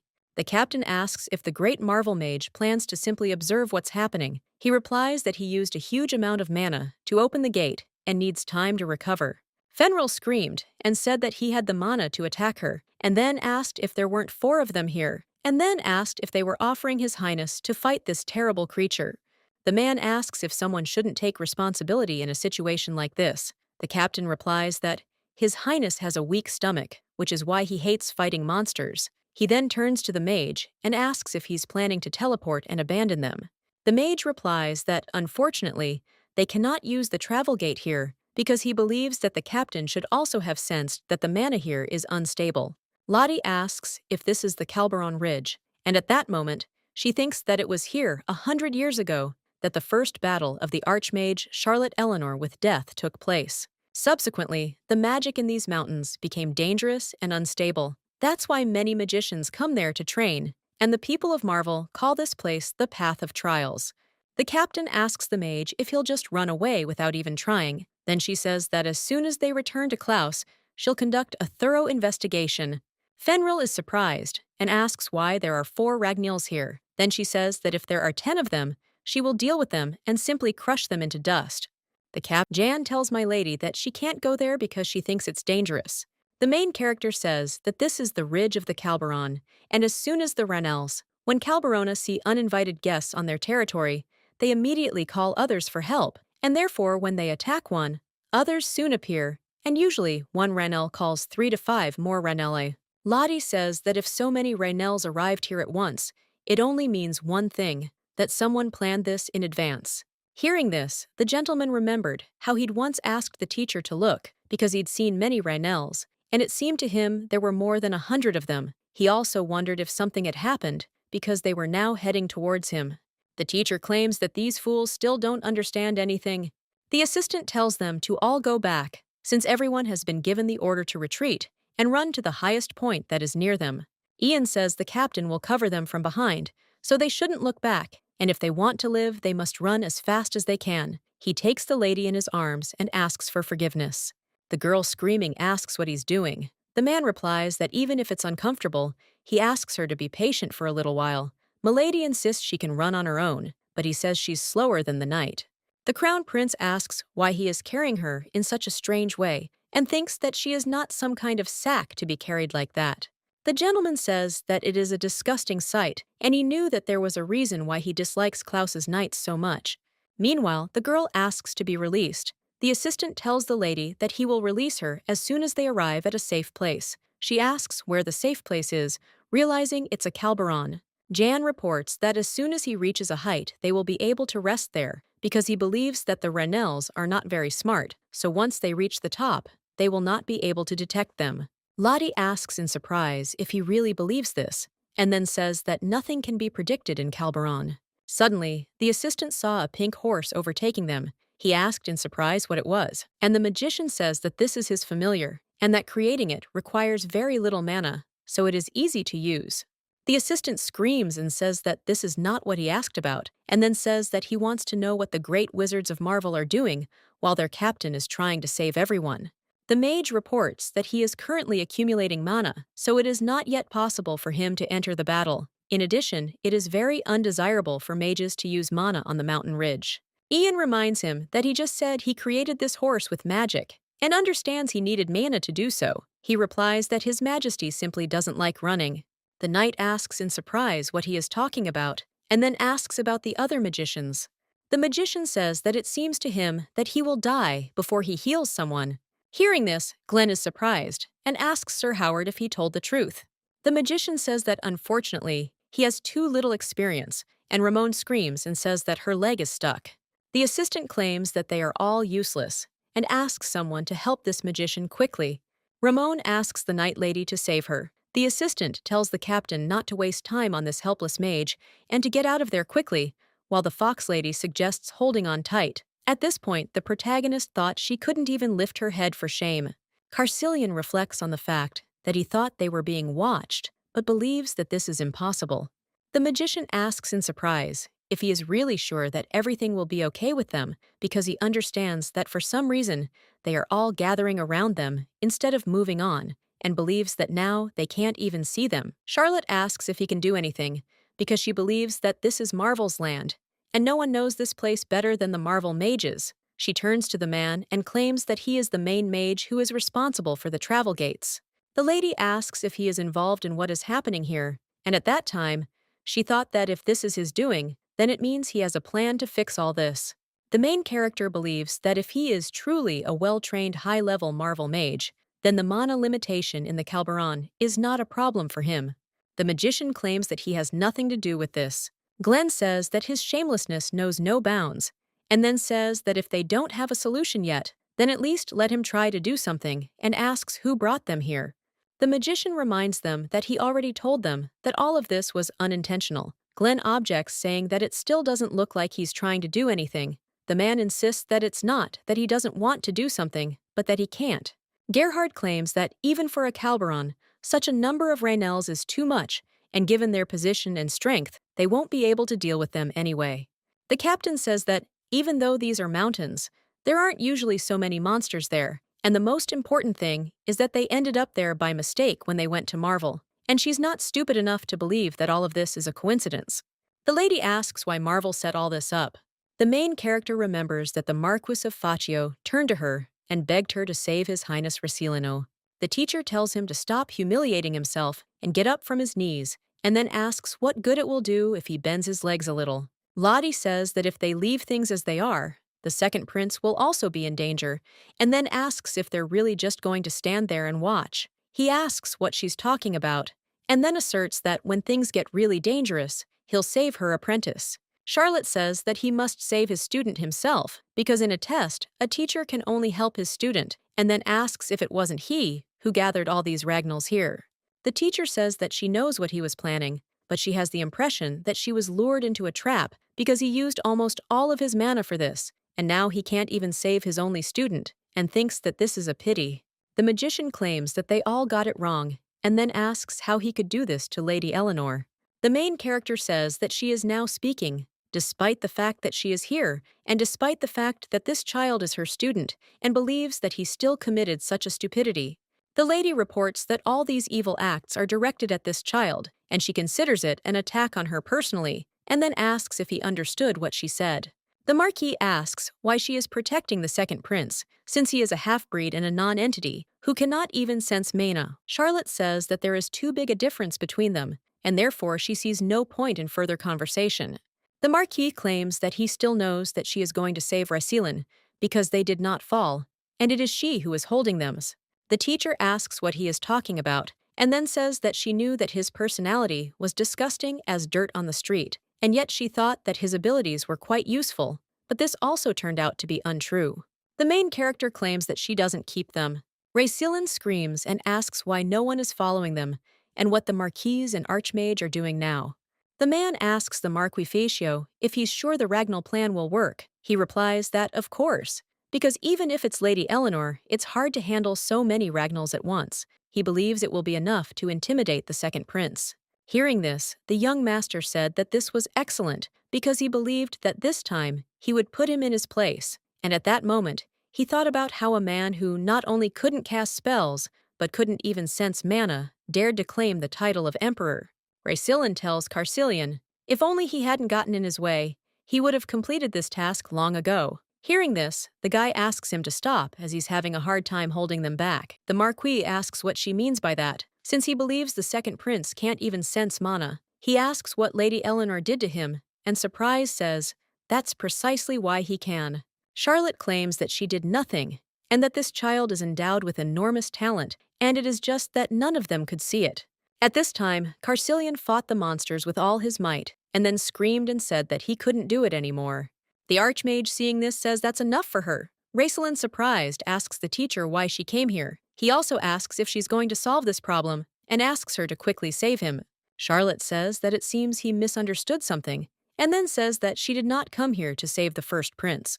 The lady asks if this will be a test, then states that they must overcome everything themselves, or wait for their teacher, the Marquis Faccio, although she does not think that he will come. Hearing this, the prince asks what she is saying, and also inquires whether she is leaving him here alone, and then says that if His Majesty finds out about this, he will punish her. The young master asks if she as an Archmage Marvella isn't ashamed of her actions. Now Lottie replies that she's not ashamed, and he surprised asks why she's treating him like this, and wonders if he's somehow at fault before the mistress. The teacher suggests doing this, and if the first prince apologizes and thinks about what he is guilty of, then perhaps she will change her decision. Recillin claims that he is not guilty of anything because His Majesty said that representatives of the Marvel Imperial family should not bow their heads to anyone, and he also said that they should do everything correctly because if he did something bad, then in his eyes, this act is not a mistake, and then he asks what he should apologize for. Charlotte says that she'd better think about what to eat tomorrow morning because maybe he's like this because there weren't any decent adults around him. The young master claims that if His Majesty finds out that she treated him like that, she will be in trouble no matter how great an archmage she is. However, the main character claims that if he makes a mistake, he should always sincerely ask for forgiveness, no matter who he is, a street beggar or the ruler of an empire, and then says that they don't have time, so she gives him 5 seconds. Recillin suggests waiting, and then says that all these Ragnels are the fault of the Marquis Faccio, and it is not him.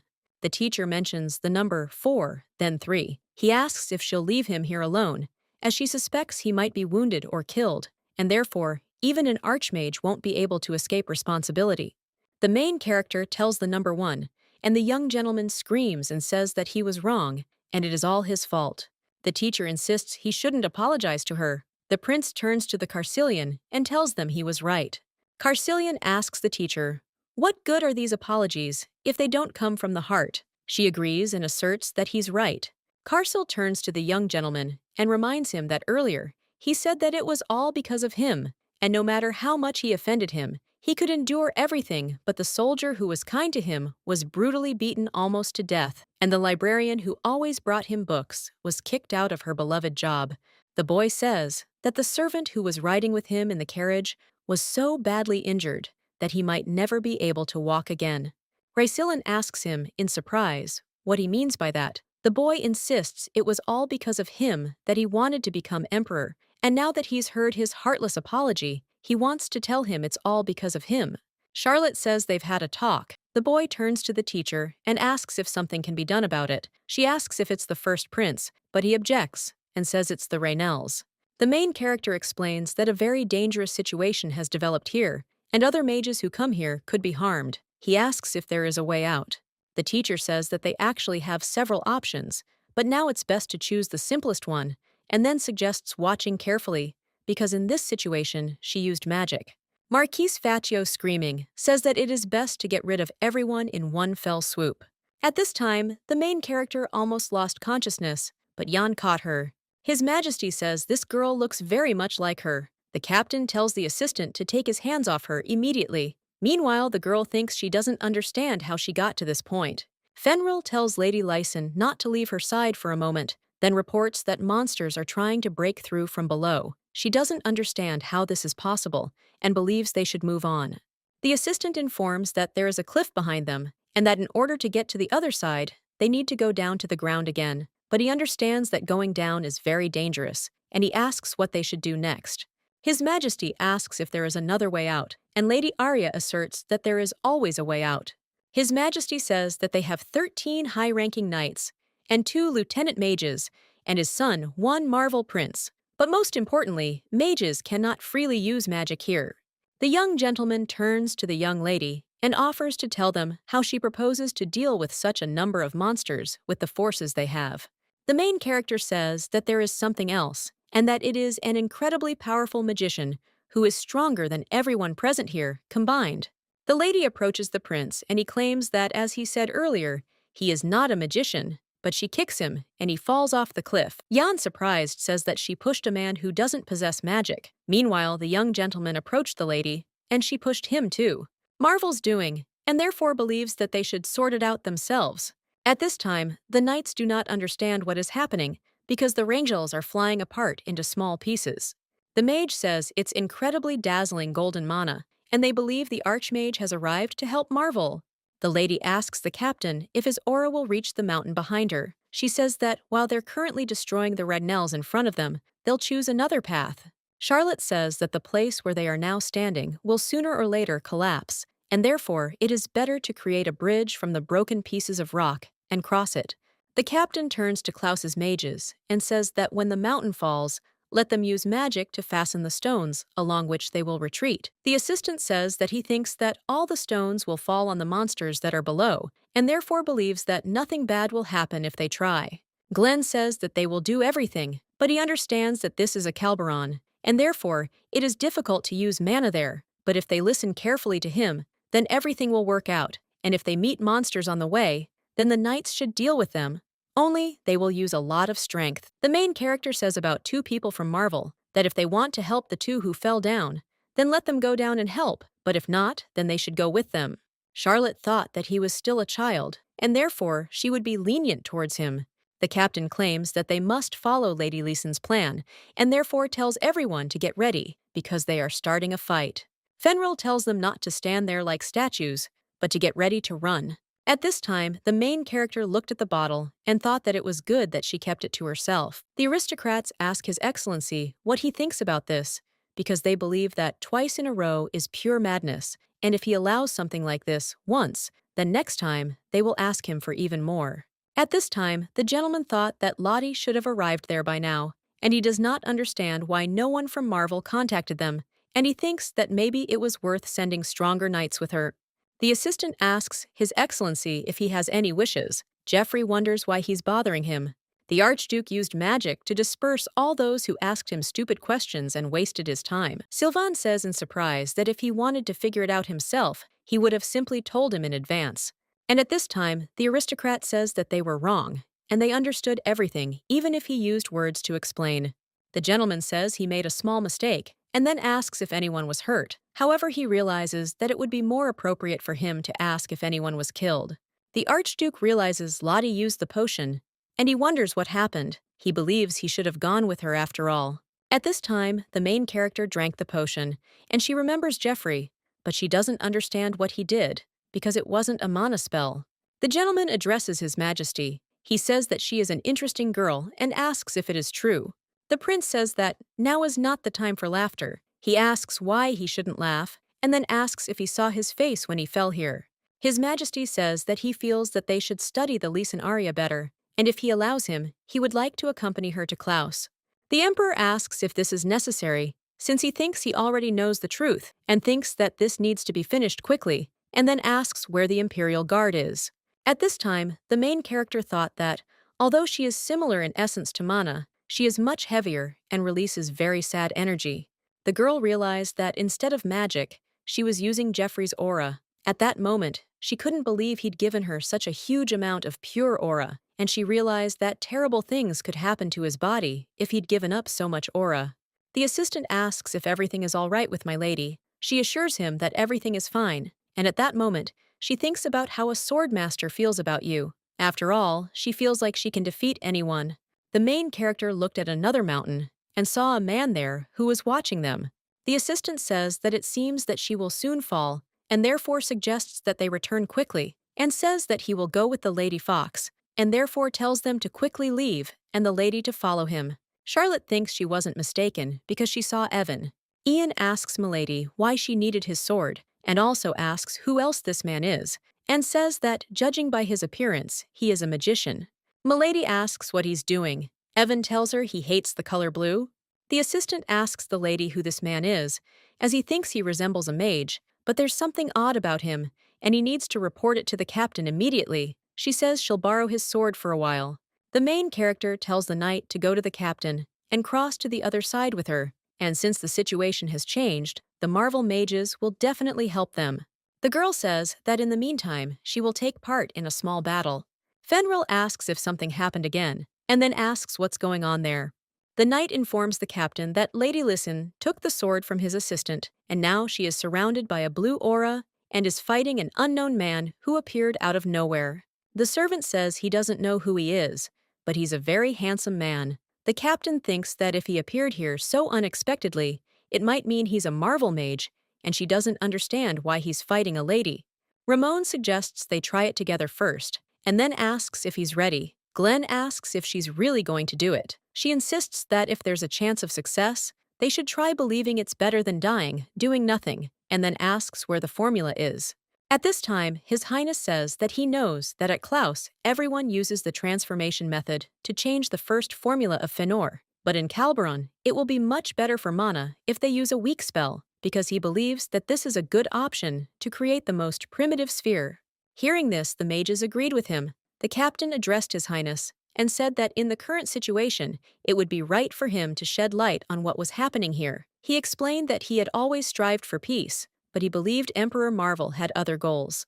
Fenrir reports that he demanded that Lady Leeson be brought to Marvel, otherwise he was going to start a war with Klaus, and then asks if His Highness doesn't know about this.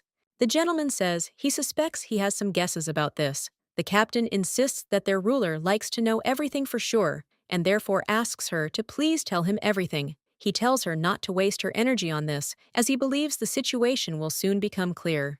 The main character recalls that she told Evan that he broke his promise again, and therefore offered to explain himself. The boy claims that he did not use magic, and the teacher says that she believes this, because she understands that if he had used magic, the lives of these children would have been in danger. Evan claims he's also seriously injured, and the Archmage says those children were badly hurt with broken legs and broken teeth, and a full recovery will take several months. The young gentleman claims that it is their own fault that they are such weak and stupid creatures, because they stole them, and when they ate, they talked and laughed. Charlotte asks if those kids took his candy. He replies that they just made him angry. The main character says that 3 years have passed since she took him in, but nothing has changed, and he is still just as arrogant and thinks only of himself. Lottie believes that no matter how much he explains and swears, he is unable to admit his mistakes and keep his word, and believes that his stay next to her is useless.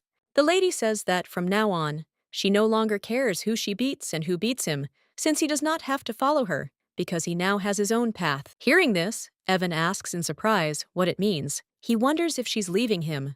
The Archmage asks if he thinks he locked the door, and now she can't get out. The guy says he was wrong, and it's all his fault, insisting it won't happen again.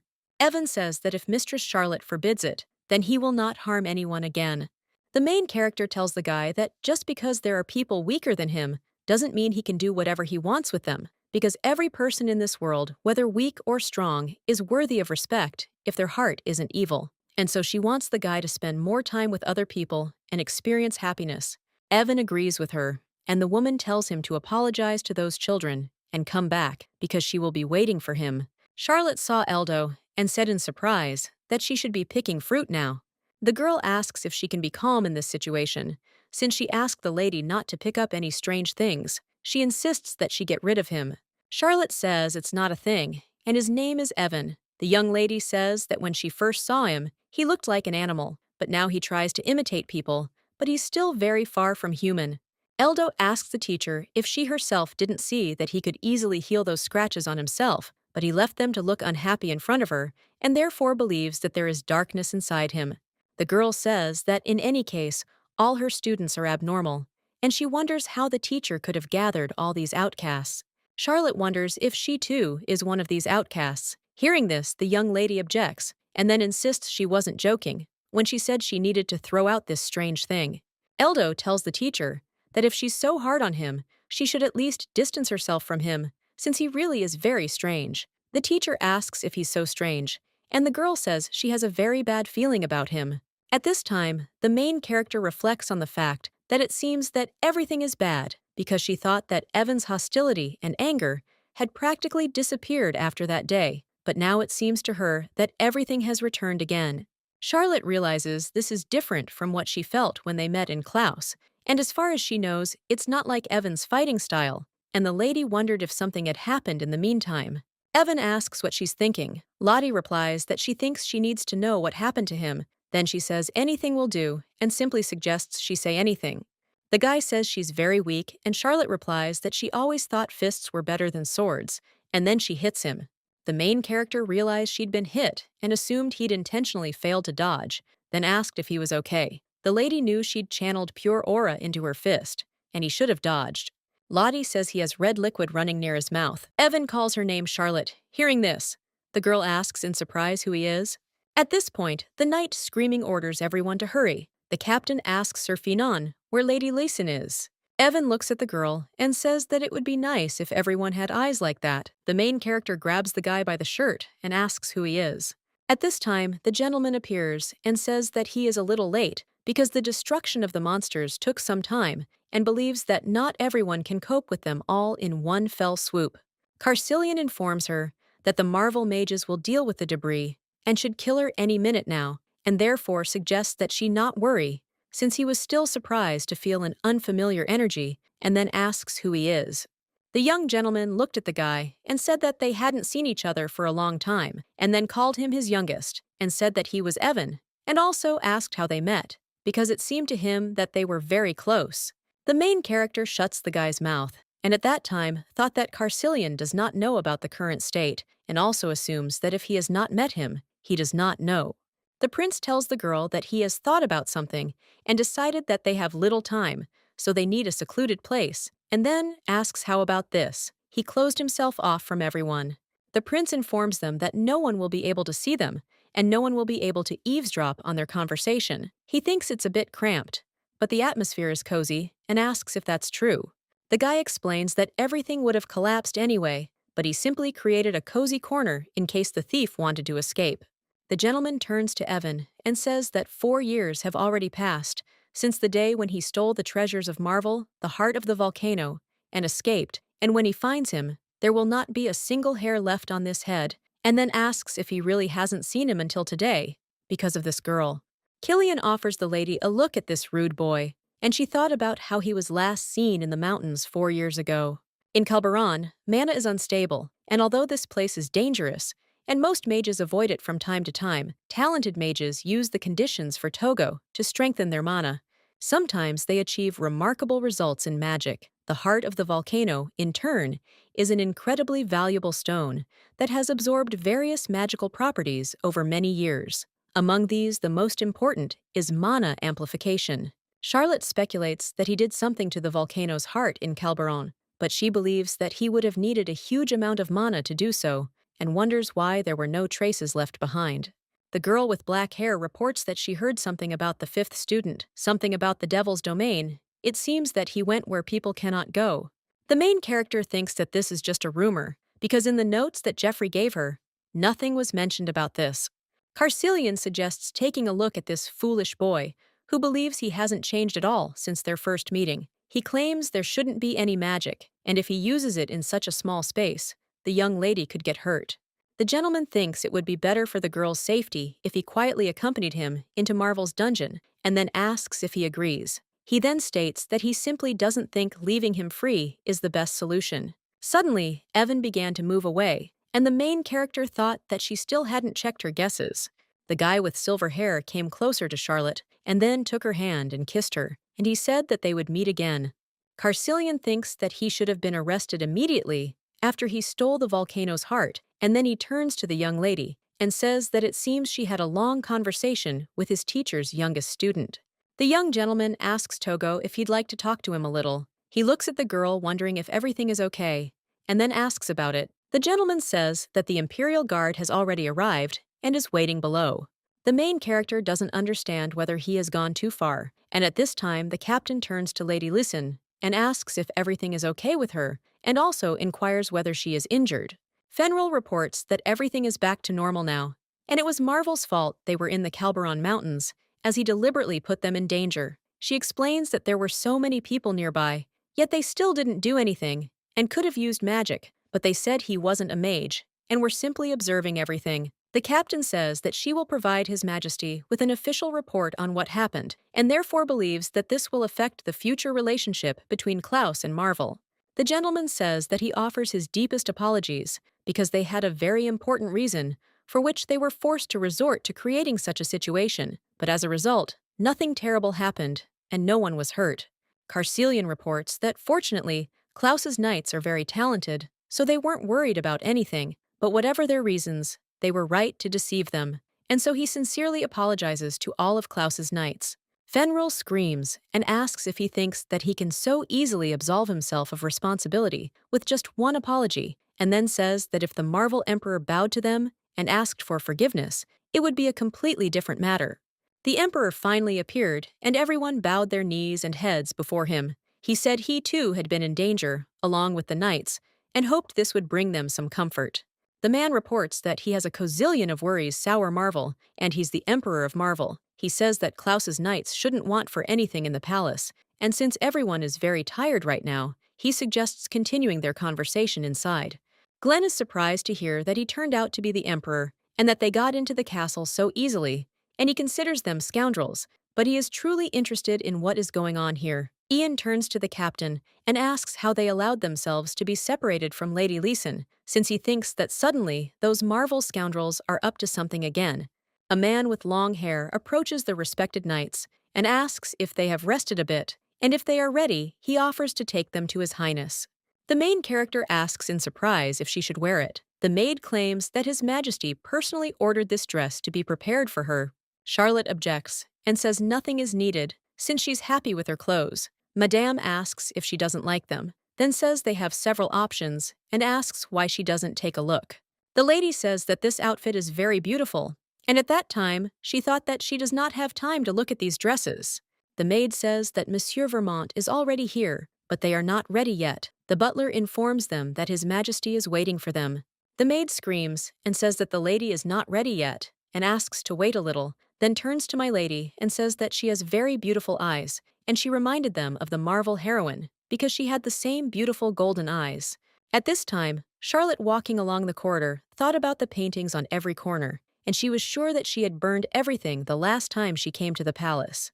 The man tells Countess Leeson that he doesn't know what she talked about with His Majesty, but he doesn't trust her because he believes that many people have no conscience and want to take advantage of Charlotte's name, and this dishonest trash, no matter how much he crushes it and tramples on it, continues to appear one after another. The gentleman believes that even if she looks like her, she can never compare to her, even when she smiles.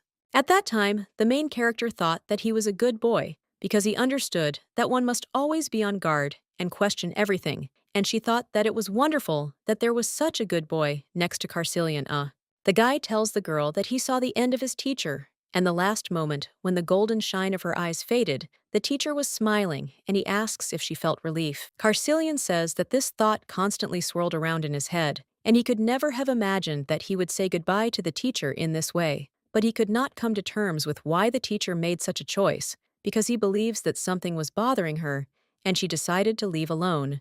The lady believes that she had a reason for everything, and if the teacher chose to leave this way, then it was the right and best decision possible, and this ending was the best option for the teacher. The guy says that in the last moment of her life, he really wanted to tell her something, and he constantly thought about it, because in her will she transferred all her property and rights to Marvel and instructed him to officially announce her death, but even 8 years later, he still did not tell anyone about her death.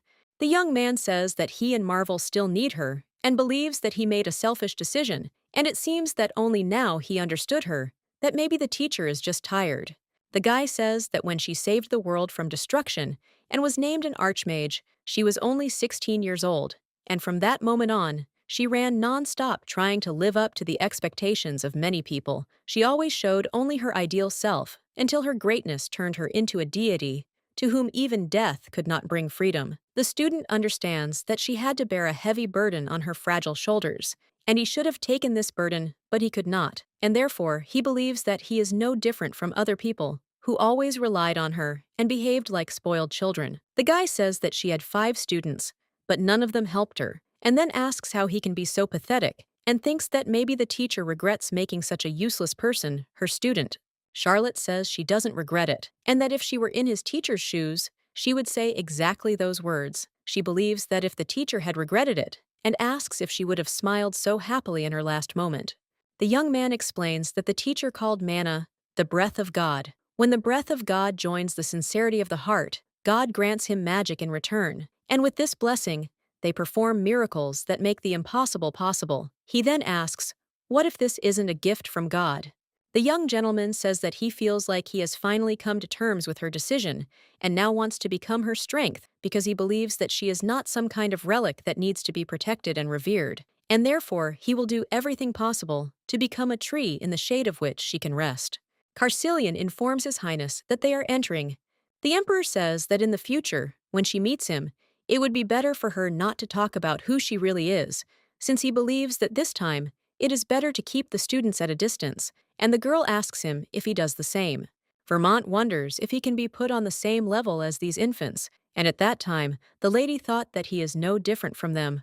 The guy says that Mr. Vermin used magic so that they could not hear them, and he is interested in who this girl is, with whom he is having a secret conversation, with a happy smile on his face. The Emperor addresses Klaus's knights, and says that he knows this will not be enough, but he offers a formal apology to Klaus, and also intends to pay them compensation for the troubles caused. His Majesty says he understands that they harbor resentment, but he wishes they would be generous and listen to his story. He then reveals that there is one person they have been searching for a long time. Vermont reports that he learned about the Countess from Klaus, about Arya Lucen, by accident, and wanted to make sure that they were looking for her, and he was able to confirm his suspicions that the person they were looking for was indeed this girl. The captain says that he explained everything, and didn't really explain anything, and then asks the one he was looking for if Lady Fox turned out to be a citizen of Klaus who has nothing to do with Marvel. His Majesty claims that it doesn't matter now, and maybe she is now a citizen of Klaus, but there is a strong connection between her and Marvel that cannot be forgotten or discarded. The main character recalls a conversation in which she told the Carcillion that she felt that hiding in the shadows was not in her character at all, and besides, death could come again now. Charlotte thinks that Evan is obviously somehow connected to his death, and then asks if he knows it too. The Emperor announces that he will now make an official statement, and this girl is Arya Lucien, and the great Archmage Marvel's Charlotte Eleanor is related, and she is her 6th student.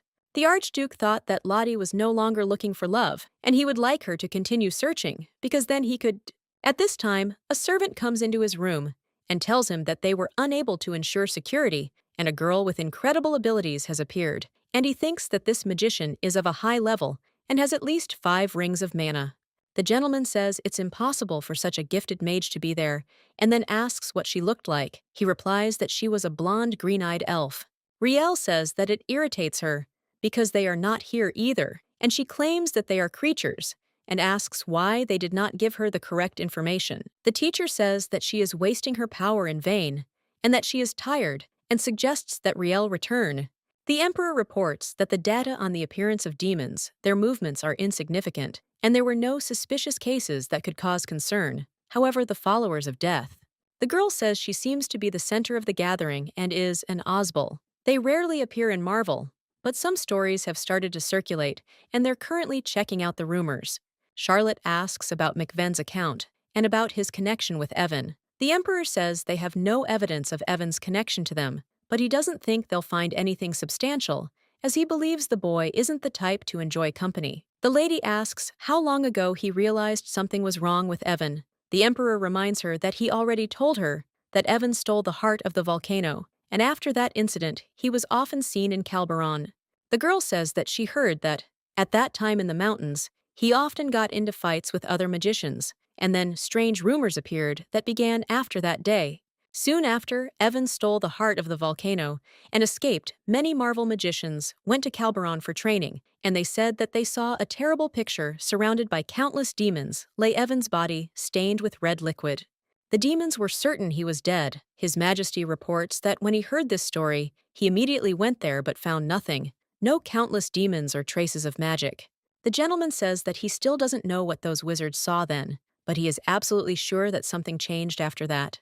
Charlotte says she must meet with those mages in person, because she believes that if he used the volcano's heart for something, there should have been traces left behind. She will meet with them, and if they conduct another investigation in Calberon, they will definitely find something. The main character believes they must find a way to track down and capture Evan, as she's certain he's still in Marvel, and they must do something before it's too late. The young gentleman asks if His Majesty is in his office. The servant explains that he has given orders not to let anyone out.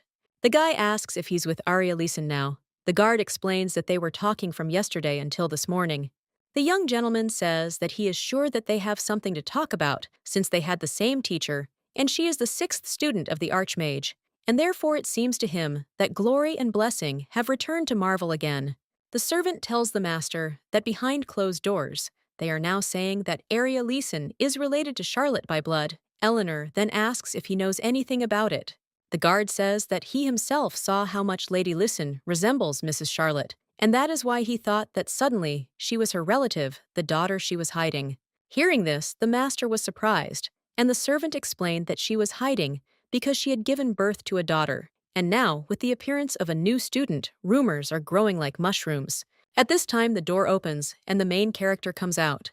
The security guard thought that she heard everything and did not understand what to do, and his friend said that she gave them her mistake, and therefore they think that everything is fine.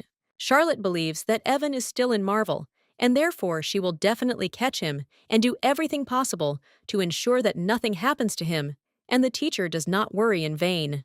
The main character reflects on the fact that she should now think only about herself since she is very young. Lottie thinks he immediately realized that her mana rings were damaged, and he couldn't help but notice that she had become so weak. The girl says that Lewester sent his men to Marvel's palace without fear because she saw the box in which the ring was lying. The Archduke claims that he will never do anything that could harm Marvel and suggests that it would be better to tell what this story is about the 6th student. The lady explains that the Carcillion recognized her and she needed a plausible story to explain her interruption here. Charlotte suggests thinking about what to do with the knights who arrived in Marvel with the delegation, and then says that she will stay in Marvel for a while, and if they are not going to return with her, then let her return to Klaus now. Jeffrey agrees with her and claims that he will resolve this issue, and then asks if she is okay, because it seems to him that her voice sounds depressed. Charlotte says that she is interested in whether everything is okay with him and what happened to him, since she understands that in Marvel, it is not so easy to get such a small magical device, and then asks what kind of strange potion he gave her. The Archduke asks if she's doing anything dangerous, and if it wasn't useful to her, the girl insists she'll never use it again. The young gentleman asks why she is dramatizing everything again, and then says that he tried so hard, because he has been studying magic very hard lately. Lottie asks since when he became interested in magic, and he claims that he is very interested in it because he fell in love with it from the very beginning. The main character believes he's hiding something from her and tells her to confess immediately. He replies that he thinks he's found the location of her second student, Julian Orvia. The teacher remembered that she told Riel that they were finally there and suggested that she constantly maintain the transformation spell so that she would not be recognized in this place. The gentleman says that Fertran continues to create problems, but this time he will turn a blind eye to it. But if it happens again, they will take action. The Emperor asks if Lady Lyson is in her room, and the servant replies that when His Majesty asked 10 minutes ago, and he checked she was there. The gentleman says anything can happen in 10 minutes, and therefore tells her to go and check again. Meanwhile, he thinks about how she shouldn't be offended, because he told her not to get involved in Evan's case. The butler informs His Majesty that the lady has disappeared from the room. At this time, the main character thought that she should check everything herself, because judging by his words, Julian belongs to some mysterious organization that is engaged in the search for so-called magic stones. The young lady realizes that after studying the places where they had been before, she has narrowed the search to 15 points, and since 4 of them are in Marvel, she is going to check them out. The Emperor asks the girl if she tried to hide with her students, and also inquires if everything has changed. She insists that nothing has changed. She simply needs to see everything with her own eyes. The girl thought about what if the rumors turn out to be true, and His Majesty tells her not to blame herself, since he always said, and repeats again, that she does not know much about her students because they were strange from the very beginning. Carcillion also said he knew nothing about Julian's whereabouts, so if we put all the rumors aside, they have one reliable fact. For some unknown reason, half of the Pantheon forest was destroyed, after which Julian disappeared. She was the forest's guardian, so the main character thought she'd be there. Charlotte walked into a local bar, and a man approached her and said that they weren't open yet, and so suggested they come back later when the sun went down. The lady explains that she is looking for magic stones, and talks about the blue crystal because she heard that it belongs to the owner of this establishment. Hearing this, the gentleman objects and says he doesn't know who told her this, and asks who she is. He then says that no matter how much she offers for him, he has no intention of selling him, and therefore tells her to get lost. The main character licked her lips and asked the owner if he had the stone. He asked if she thought he'd sell it right away if she came so close. Lottie explains that he doesn't have to sell it because she doesn't intend to buy it. The man, surprised, asks what she'll do then, and she replies that she'll simply take it from him. The main character turns to Riel and tells her to get started, but suddenly, the girl turns into a bird, and Lottie asks what she's doing and tells her to get started. Riel tells the teacher that someone is watching them. When the lady went outside, she took the flower and said that it was Julian, but the girl claimed that she was not Julian, and then walked away. The Emperor asks the teacher where she went. The lady, surprised, asks if she must report her every move to him. He says there's no need to say anything, then explains that the girl is now the teacher's 6th student, and he needs to know at least a little about her. Charlotte says he's simply very busy, so she'll only ask him one thing. His Majesty informs him that he's finished all his business for the day, and can therefore ask questions very slowly. Lottie wonders if it's true he doesn't know anything about Julian. Vermont gets up from his chair and says he suddenly remembered something. The teacher tells him to sit down, and then tells him she met her today in the Marvel area. The Emperor, surprised, asks if she's alive, and then explains that it's just rumors. The girl tells him to speak frankly. His Majesty explains that after that incident in the Pantheon, he immediately went there to meet Julian, but was never able to enter the Pantheon. The protagonist claims that without the Guardian's permission, no one can enter the Pantheon. He explains that although he was unable to meet Julian, he learned something from the spirits who dwell there about the Guardian's absence. After she used too much energy, Julian fell asleep to recover. Lady asks if that's why he assumed she was dead, then asks if they had a good relationship and whether he tried to find out anything. Carcelian tells the teacher that he did not give up on this matter because they sent a group of wizards to investigate everything, but Julian destroyed half of the forest, and that is why he also came to this conclusion. Charlotte claims that the keeper cannot harm the forest, and then asks how she did it. The gentleman replies that he does not know for sure, but he thinks that here it is necessary to turn to Julian's past, although he could not find any obvious traces or evidence, but it seems to him that perhaps Julian tried to use time reversal magic. Rael asks the teacher what's wrong with her face. He asks where she's been, and then offers to look at her since she ordered her not to leave her side, no matter what. Lottie touches the girl's face and says that when she regains her powers, she too can regain her memory, and then asks if she has already forgotten about it. Riel asks the teacher for forgiveness, and then says that she suffered so much, and first she will heal her wounds, and then get the crystal for the lady. Charlotte says it's late and he's probably already called security, so he suggests coming back a little later when things have calmed down, and tells him to never act without her permission again. She should trust her words and do what she says, and then asks if she understood everything. In the evening, the main character returned to the owner of the bar and said that it would be better if he gave it to her right away. The lady says that she doesn't know whether he's just a fool or very brave, but she thinks that if he had given it to her during the day, he would be sleeping peacefully now, and says that she thinks they were too polite to him, and then throws the knife right next to him. The girl says that he was lucky. Even though he left wounds on the teacher's body, he is still breathing, and if they weren't in Marvel now, she would have finished him off long ago. Riel tells them that they left him alive, and so he should appreciate it and not act rashly, and then they leave. Suddenly, the man screams out in fear. The main character asks if he's okay. The gentleman asks why she appeared so silently, and then says that he did everything as she asked, and asks if it is okay to let them go like this, since he understands that they can understand that the crystal is a fake. The main character tells him not to worry because it's not just a fake. Charlotte reflects that it's now clear that something has happened to Julian's memory, and if Carcelian is right, she too tried to turn back time, but her attempt failed, and all the energy from the spell hit Julian. Lottie reflects that if she used this magic in the Pantheon, then most likely the forest was destroyed because it was trying to protect its guardian Julian. The lady understands that the stronger the magic, the greater the danger if the magic does not work. From what she saw, either her mind is clouded or she has lost her memory, but she does not know if Julian was harmed in any other way. The man asks if it's true that she works as a magician in the palace. The main character does not understand how badly her memory is damaged and why he calls her Riel, and she addresses him as teacher and follows him. Lottie looked up and saw the girl, and then told her to jump because he would catch her. Riel, sitting in the tree, realized that it was a dream. At this time, Charlotte does not understand what this place is, and thinks that she spent a lot of mana, which means that she covered a large distance, and this is definitely not Marvel.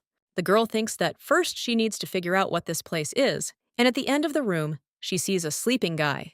The lady believes that this is the man whom Julian calls a teacher, and he is definitely a man who looks like her. Seeing her, the guy screams and asks who she is and then asks Riel. At this time, the main character thought that it somehow happened on its own, and she does not understand whether everything will be okay with him because she understands that he is more ordinary than she thought, and there must be something special in him, and she also wonders what kind of relationship there could be between him and Julian. Suddenly, a girl comes into the room and tells her to take her hands off him. Charlotte calls her name Julian. The green-eyed lady says she doesn't seem to have the level to even create a familiar, so she came herself. She also asks if simply following them wasn't enough, and if she found this place by tracking the crystal. The green-eyed lady believes that she is truly fearless, and also asks what made her come all this way, and what she did to the teacher. The main character replies that nothing, and then explains that he simply slipped off the bed and fell, and it seems to her that her teacher is very weak, although she understands that this friend is still young, but he needs to train a lot to strengthen his body. Julian tells the lady to move away from the teacher immediately. Julian Orvia, the great archmage guardian of the Forest of Life of the Pantheon, was Charlotte Eleanor's second student. A green-eyed girl attacked the main character. Lottie suggests taking a closer look, as this person, calling her Rael, isn't her teacher. Then she hugs her around the neck and tells her that she is her teacher. Julian locked the lady behind bars and said that when the sun rises and the teacher wakes up, he will decide how to get rid of her. Charlotte asks to take a closer look. The girl says that if she uses magic in this room, she'll know immediately, and therefore advises her not to do anything stupid. And when the main character was left alone, she thought that it was useless because there was no reaction on her part. But the good news is that Julian's mana and magic are fine. Lottie understands that her student doesn't remember her because she was upset by her hostility, and if she truly considered her an enemy, the girl wouldn't have locked her in the room. The lady understands that although she was very sensitive to what happened with the teacher, she is sure that Julian was not going to fight her seriously and suggests that maybe she instinctively feels her, since otherwise the appearance of this teacher would not be so similar to hers. The main character reflects on the fact that she doesn't want them to see such a Charlotte Eleanor, and if Julian forgot her name, someone would pretend to be her and use her to do bad things. Charlotte is sure that she will not leave it like this for any reason, because memory is a very delicate matter that cannot be easily influenced by magic, and if you try to do something from the outside, it will only worsen the problem. The girl believes that the best way would be to make Julian remember everything herself. The knight asks in surprise what it is, and then he felt pain and passed out. Faton says that he thinks this is the right place, and he never thought that he would be doing something like this, and believes that if everything goes well here, then he will finally be able to meet the young lady in Marvel. At dawn, the green-eyed girl brought the lady a blanket and said that she simply did not want her to catch a cold and bother her with her cough. The main character screams, asking her to wait, and then says they need to talk. However, the girl leaves, and Lottie screams, explaining that she likes to sleep in trees and also eats green fruit from the Liliana forest. Charlotte reports that she even had to drag a whole tree from there because it was a hassle to go there every time just for the fruit. Juliana brought her something to eat and said that she didn't want her to bother her because she was hungry. The teacher suggests looking at her because she thinks that if she looks now, everything will be different. And the girl claims that she doesn't want her to disturb her because she's bored and offers to take books because she just doesn't want her to cry when she gets scared. The main character thought that this girl seemed to subconsciously feel who she was because she believed that otherwise she would not have been walking back and forth all night and would not have been carrying all these things to her. Charlotte thinks that in any case, her concern for her is a good sign because she didn't do anything on purpose at night, so her mana is in good condition. The teacher realized that it was time to act, and she used the magic circle to seal the mage. When a change in mana occurs in a limited space, this seal binds the subject for a certain period of time and at the same time gives a signal to the magician who created the circle. The lady understands that this magic is often used to bind magicians, but it does not work on her because this circle was created by her. It wasn't Lottie who created the seals but Julian, and she's simply explaining here that she could have come out a long time ago, but didn't because she was bringing her mana back to normal. A man asks Riel if there were strangers in her room yesterday. She replies that there were no strangers, and then asks if he had a bad dream. The guy asks her if she thinks it was a dream, and then tells her that he thinks something's been happening to her lately because she doesn't laugh at all, and that's why he's sure it was like that when he first met her. But that's not the point, because he just wants to point out that she used to laugh a lot. He also asks if she might be having some disturbing thoughts. The man says that if something like this happened, she would have shared it with him, and then asks if that's true. He grabs the girl and tells her that if something is bothering her, she should tell him right away. The gentleman reports that they've been looking for them for a long time. He says it's been a while since he contacted them and asks why they only came now. The mister apologizes and explains that a small problem arose, and several guards escaped right in the middle of the night, disappearing without a trace, and then asks why he keeps such a poor eye on his people. At this time, Julian remembered the lady's words that she should take a good look because her teacher was right in front of her. Charlotte tells Riel to be here until tomorrow morning and await her orders, and to come to her as soon as she calls him. The girl agrees. The main character uses the ring to contact the Archduke. He says he's verified what she requested, and then reveals that the place was used as a prison for a long time, and according to the records, 40 years after its closure, the building was demolished. The gentleman says that, judging by her words, this building still exists and is now used for other purposes. The girl understands that if these people locked in cells are not prisoners, then they are slaves. Jeffrey asks if she's going to go it alone, and then tells her that he's trying to solve this problem with radon, but if she makes a mistake, she'll be in big trouble. Suddenly, the lady saw knights pulling a cart with a man in it, and she hid with the help of magic. Gilhart approaches the girl and asks if he imagined it, and she replies that she didn't, and the man asks in surprise what Milady is doing here. The man says that if Julian Orvia is in such a state, it is difficult to imagine what will happen if she meets the leader, and suggests that a fight might break out. Charlotte says that if that happens, she'll stop them. He asks, surprised, how she plans to confront the archmages, and thinks the leader might listen to her. The girl asks if he has an eye patch. He replies that of course he does, because he always carries it with him. Lottie asks why he carries her around, since she thought he'd given up on those stupid kidnappings. He explains that he feels empty without her, and then asks why she suddenly needs a bandage. The lady replies that she will lend it to him for a while, just in case. The boys saw magic, and the main character says that it seems she spread her mana throughout the entire room to find strangers, and therefore, from now on, he must use mana carefully. Charlotte wonders if Julian noticed she was missing, or if she sensed Dan's presence. However, she realizes that, either way, they must act quickly now. The girl asks if he said Dan allowed himself to be captured to get into the dungeon. Gilhart explains that he couldn't find the entrance to the dungeon from the outside, and breaking into the building openly didn't seem like the best idea either. He says he's not that sensitive to magic, but the leader said there's something very bad down there. The captain says that he probably already noticed that the people who worked an event sent captured people here, and it seems to him that they are doing something terrible to these people.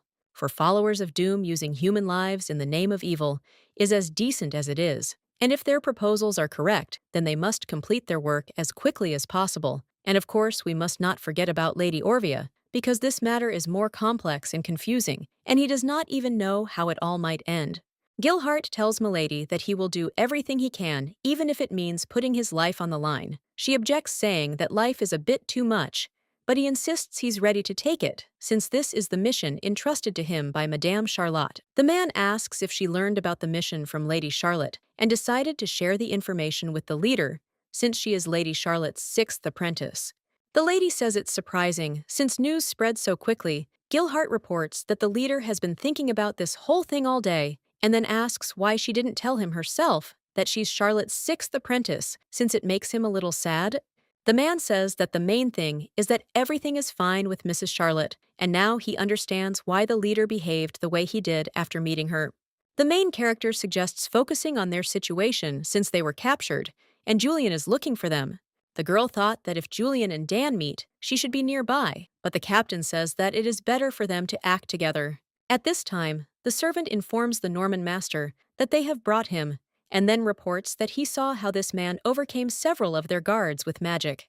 The gentleman says that he was ordered to immediately report strangers, and therefore wants to take a look, and after a few minutes screaming, he says that this magician scared him, and asks why he had such a look. The servant asks what they will do, and he orders them to get rid of him, because he wants to get out of here as quickly as possible. The man says that if it is a magician, then they must first report him. At this point, Madame Riel comes to them, and Norman announces that he is glad to see her. She says she is looking for a person, and that it is a woman with a body so tiny it looks like it could fit in a pocket. She has golden eyes, soft wheat-colored hair, and a calm, soothing voice. If they find her, they are not to dare touch her. The gentleman says he's sure this isn't the man she's looking for. She agrees, and says the demon didn't look so stupid. Norman asks the lady if it is possible to leave everything like this, and she turns around and leaves. The guy who was sitting in the cage asks what happened to her, and that is why she stayed here. The girl returns and approaches him, then asks what he meant. The guy asks what if he doesn't want to tell her. She jumps on the cage and says he better answer if he doesn't want to anger her. The man says that he doesn't know who she called stupid, and he doesn't know what she's doing here in such a state, and therefore suggests that she come to her senses and do something that she will later regret. Riel remembered some moments, and asks if he looked like a pea, and therefore thinks that it is obvious that they have already met, and she should tell the teacher about it. Hearing this, the guy, surprised, asks if she knows his teacher. She insists that the teacher he's talking about most likely isn't hers. The man counters, saying that he's been his teacher since the birth of the earth. Suddenly, a knight appeared at the scene using magic. The lady says she asked him to create a magic circle, and then asks why he destroyed the entire wall. The captain asks if she thinks it's that easy to create a high-level 5-stage magic circle, and then claims that only a leader is capable of such a thing. The woman says the mana flow could easily be traced backwards step by step. He thinks that if it were that easy, he would have conquered the world by now, and then argues that if she says so, why didn't he do it himself? Charlotte objects and says her mother is too valuable and she should save her. The captain asks if everything is okay, since he doesn't understand what happened. Lottie tells him not to worry, because he will soon be free. Gilhart thought that she easily found the entrance to the dungeon that even the leader could not find, and she easily dealt with the high-level magic circle that closed the entrance, and understands that she did this because she is Charlotte's 6th student. The main character believes that the guards probably heard the noise and will be here soon, and therefore they need to get ready. The guy asks if they're going to fight, and then claims he can handle anyone except Orvias. Meanwhile, the girl doesn't understand why he's so excited. Julian looked through the bars and saw the lady there, and then she thought it was strange because she didn't look all that strong, but she easily destroyed the magic circle she had prepared, and even found a magic circle hidden under several layers. The young lady asks who she is. The protagonist replies that she already told her it was Julian.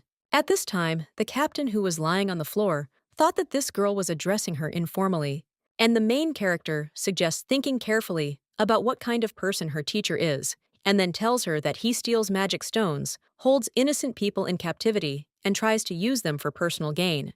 Charlotte asks if her teacher really is such a person. At this time, the man thought that these so-called magic stones were of no use, and he added so many, but they were still not enough. The man asks if this doesn't mean he needs to move on to the next option, because it will take a lot of energy, so naturally he needs more mana and needs someone stronger, someone who can't compare to ordinary people. The gentleman says that it would be best to find a person with a huge reserve of mana who could constantly saturate with energy, for example, someone like an archmage. At this time, Julian reflects on the fact that she does not remember anything and what she did in this place, but it seems to her that she was looking for someone, and was looking for someone important to her, and believes that if she finds this person, everything will be fine. The girl saw a handsome man with golden eyes, and said that he was her teacher. Julian tells the mistress that there's a reason for everything the teacher does, and when the time comes, he'll explain everything. Charlotte, surprised, asks if she really thinks so. The girl insists the teacher wouldn't lie to her. A Norman enters the dungeon screaming and asks the mistress what happened and who did it. She explains that it was another intruder, and then asks if he was caught. Ather first. The lady objects and says that she will say it herself. At this time, the gentleman appears, and Norman reports that strangers have entered the building, and he caught one, but it seems there is a whole group of them. Ather asks Riel if they have any strangers, and wonders if she missed them. He thinks these criminals are probably very good, and he doesn't know what their goal is, then asks if it wasn't all a dream. Ader tells the girl that she must find their trail, because he is ready to see the strangers with his own eyes, and then orders her to catch them herself. Riel says she should first check the traces they left behind. He asks, surprised, if there's anything there. The girl tells the teacher that she remembered something, and he tells her to get out of the way. Riel asks if he slept next to a small child. The man claims he ordered her to get out of the way. She says she was there with him too, and asks if he understands. Ader comes closer to the girl, and then hits her in the face, and claims that he ordered her to get out of the way and shut up, and then do what he ordered. Seeing this, the main character could not restrain herself, and attacked this man. She grabbed him by the throat and said that he was a vile misunderstanding who had a terrible habit of using his hands. Ader screams and turns to Riel, and Charlotte says that she tried to wait until Julian realized everything herself, and then says that she thinks it would be better to immediately remove him from the path, and then says that Riel is no longer here. The man turns to Riel and says that this is the woman he saw yesterday, and then says that she wants to finish him off and offers to get rid of her quickly. Mr. Norman tells the girl to quickly grab this woman. At this time, the captain thought that if he acted so carelessly, he would suffer. Juliana shoots a magic arrow at the main character, but she blocks it and offers the girl to relax, then says that, after finishing her off, everything will be as she wants, and if she does not want to see her, then she will disappear from her sight. Lottie says that if she can't shoot her, then he shouldn't doubt her, but believe her. Ader, watching the girls, tells Riel to shoot her quickly, because this lady wanted to finish him off, and whatever she says, she shouldn't believe her words. He believes this lady wants to stop them. The captain says he's digging his own hole. Meanwhile, the main character says she didn't mean for things to go this far, and doesn't know why Julian mistook this man for her teacher, but she doesn't think it's just because he has golden eyes and is wearing a blindfold. Charlotte says that she thinks that she needed a teacher so much that she was ready to believe that such a person could be her teacher, and therefore suggests that she think again about why she doubts now. The main character says that if she trusts her, she will tell her everything, how they met, what she has achieved, and what path she decided to take. Lottie says that she wants to tell her everything, even if Julian doesn't remember she remembers, and therefore she asks him to trust her because she only needs to take one step. Ader asks Riel if she does it only because she knew and decided to take her, and he thinks that it is impossible to take her away again. She is his, and no one will ever take this girl away from him. The man says he'll kill her himself if she doesn't disappear, because he believes that then Riel will return to her former self. The captain saw that the man was going to attack the lady and warned her about it. At this time, Julian shot an arrow at the Ader, and then hugged the main character. Charlotte hugs the girl and says that she is back. The man believes that everything is for the sake of the Pantheon, and as a guardian, she made the best decision. As a result of this marriage, peace in the forest will be ensured, as well as the peoples of the Northwest will be saved. The gentleman turns to Julian and thanks her for submitting to his difficult decision, and then announces that tomorrow they will all become one family, and their strongest union will exist forever, because this is their unity and prosperity. Of the Pantheon will now be with them, which gives them hope, and then asks if that's true. He tells her that tomorrow she will become his bride, and asks why she doesn't smile. At that moment, the Marvel mages come to them. The boy, surprised, asks what they're doing here. He tells them to make way for them, and then asks what made the mages come such a long way. The mage reports that they have come here to meet the keeper of the Pantheon. The young gentleman claims they have arrived just in time and welcomes them. The main character approaches the girl and asks if they've met before. She says the weather is so nice today, and she's very happy to meet her. Charlotte asks if she would mind if she sat next to her, and then says that she actually approached her because she has several questions going around in her head, and no matter how much she thinks about it, it all seems strange to her. Lottie says she heard there's a wedding tomorrow, but she doesn't look like a happy bride, and then asks if she's getting married voluntarily. The girl replies that outsiders should not worry about this issue. The main character asks if she had business with the keeper of the Pantheon and wonders why that man became the keeper of the Pantheon. The guy announces that he's entering, but the main character has disappeared. The girl, surprised, asks what happened, and he says he thought the lady was upset, so he brought hot tea and brewed some Tyranna leaves to help her sleep better. The man offers to drink it warm and have a good rest, and then asks if they can start after the Marvel wizards leave. The gentleman asks why they should care about them, as he believes that without Charlotte, Eleanor, the Marvel mages are nothing. He asks if he needs this red liquid to cure his illness, as he was told that the red liquid of a highborn elf is the best ingredient. The man asks how long it will take, and how long he needs to wait. He replies that they had originally planned to do everything after the wedding ceremony, and therefore asks him to wait a little and not worry. The gentleman asks if he knows the pain of decaying flesh, and then claims that waiting even one day is unbearable. Julian overheard this entire conversation. Upon seeing her, the man asked why she had woken up, as he was sure the lady would be asleep until the following evening. The girl asks in surprise what they've done to her. The boy asks what they should do, now that she's woken up, realizing the wedding hasn't happened yet, and the vow has already been broken. He says whether she lives or dies now depends entirely on him. The master announces that she will be the cure for his illness, thanks to that foolish elf who easily obtained the precious ingredient, and once they prove the effectiveness of her blood, they will seize her entire clan and turn them into raw material for the cure, so he suggests not to worry too much. The man says that it was the keeper of the Pantheon who pretended to be so noble, but he is not that stupid, and then asks if she really thought that he would give up the northwestern region for the fact that they sold him one elf. The guy says that even for her red liquid, this is too high a price. Hearing this, Julian hit him, and at that time thought that she had to tell everyone. The elf asks Julian if everything is all right. She tells him they were deceived and that they never intended to give them the northwestern region from the start, as they didn't want an alliance or unity, but only wanted to use their red liquid to create something. The elf, surprised, asks what she's talking about, and then claims she'll soon be a bride, which is why he's wandering around the castle. He insists she'll only become a beloved woman if she takes care of her body and waits patiently. The girl, surprised, asks if he knew everything. He says her sacrifice will bring them happiness and therefore asks him to understand. At that moment, everything went dark before her eyes. The man offers to take a look because it was he who was chosen by the guardians of the Pantheon, and they believe that he is their only hope. The gentleman says the bleeding is quite severe and then asks if it's okay to leave her like this. The doctor says she's not human and won't die so easily because she has special enchanted shackles, and even if she wakes up, she won't be able to move a finger again.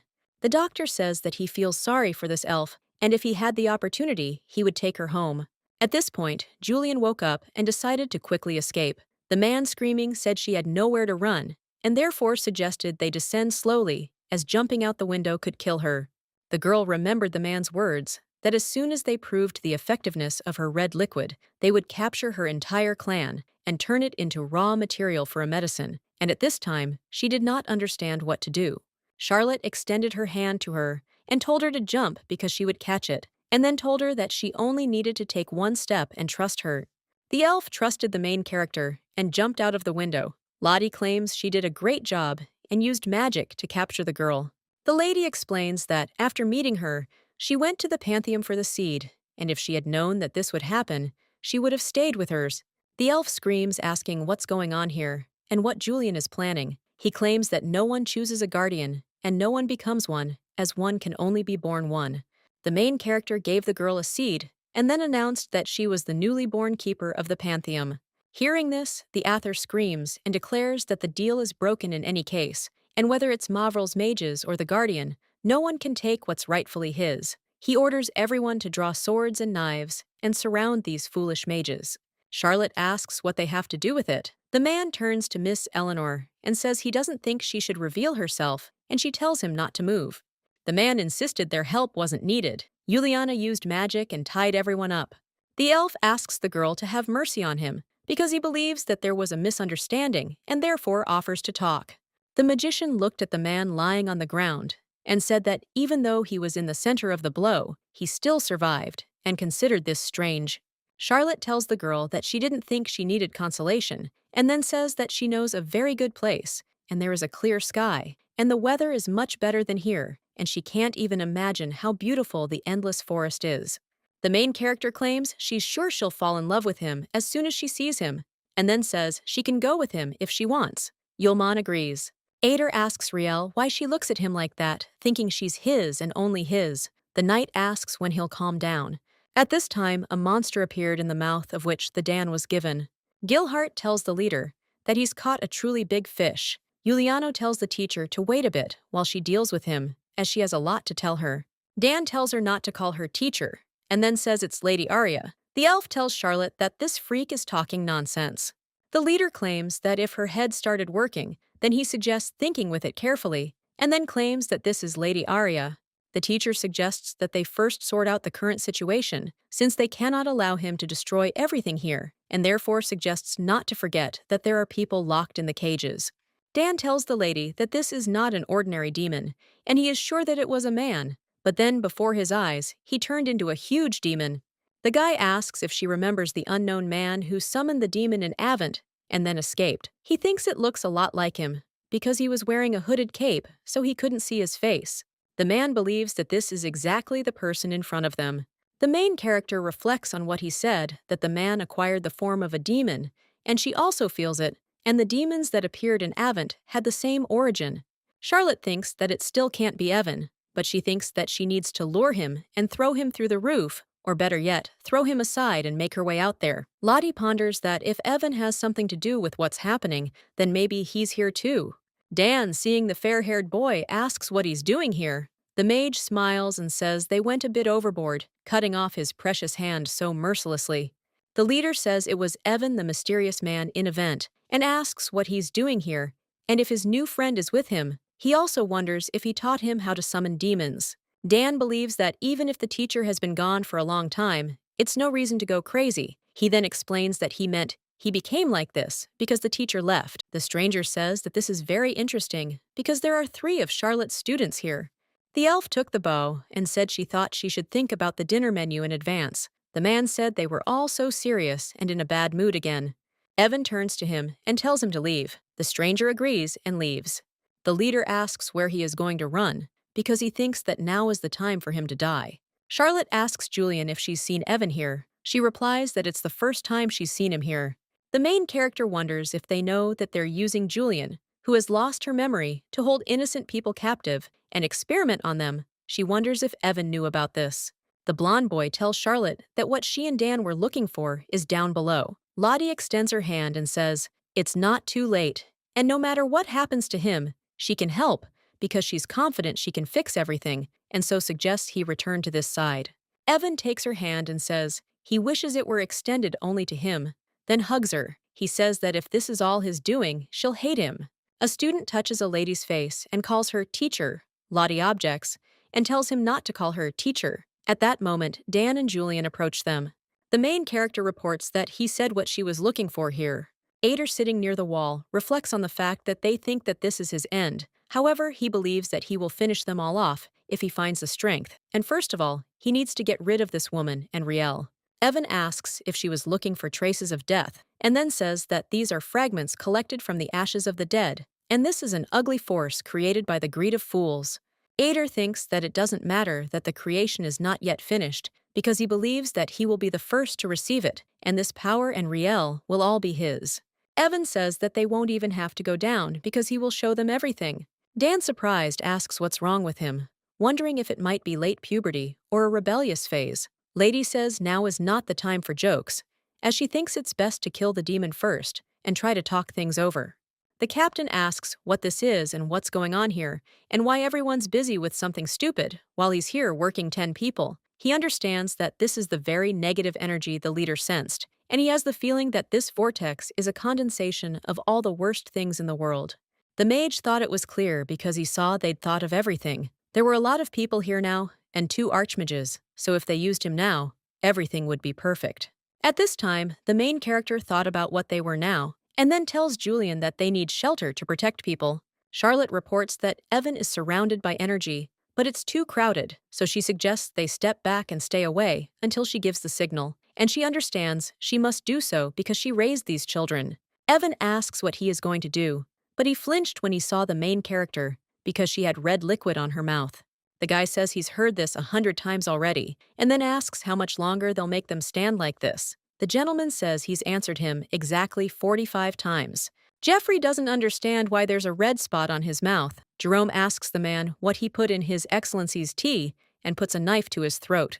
The man explains that they didn't serve tea to anyone. He asks how they dared not give them tea after they had traveled such a difficult journey. He believes the gentleman must have been under immense stress and felt ill from such treatment. At this time, the Archduke opens the door and announces that he cannot wait any longer, and therefore asks that the gates be opened immediately. Lewester says he's heard about it, that it's some kind of curse. Then he asks why she shouldn't send her students, since he thinks they should take care of it while they have a picnic. The main character claims that she must figure this out herself, since the investigation is still not complete. Jeffrey asks if she has a solution, and she replies that it's destruction. The master asks, what if the curse-bearer is a human? Charlotte claims that this is impossible, but if she does not find another way out, then he will die, or she will finish him off, and it can be one of 2 things.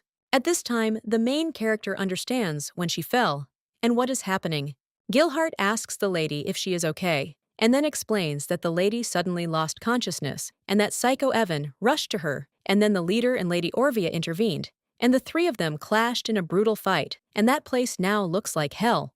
The captain says he saw the ladies fall and follows them. She asks what's wrong with the people locked in the cages and wonders if they're okay. The man explains that everything will be fine with them because the leader is smart enough to come up with something.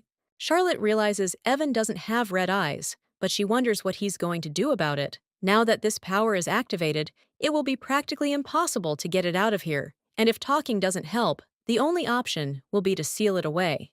The main character doesn't understand whether it's possible to seal such a huge amount of energy. She knows there are no sealing stones or spirit stones nearby, and Dan and Julian have no experience sealing such energy. Lottie understands that if they do something wrong, they could be in danger, and she doesn't have anything with her that could help her, and she doesn't understand what she can do in such a situation. The captain asks Milady what's wrong, and whether she's feeling ill again, and also asks if she can walk and carry her. He tells her to stand there because he'll be back soon.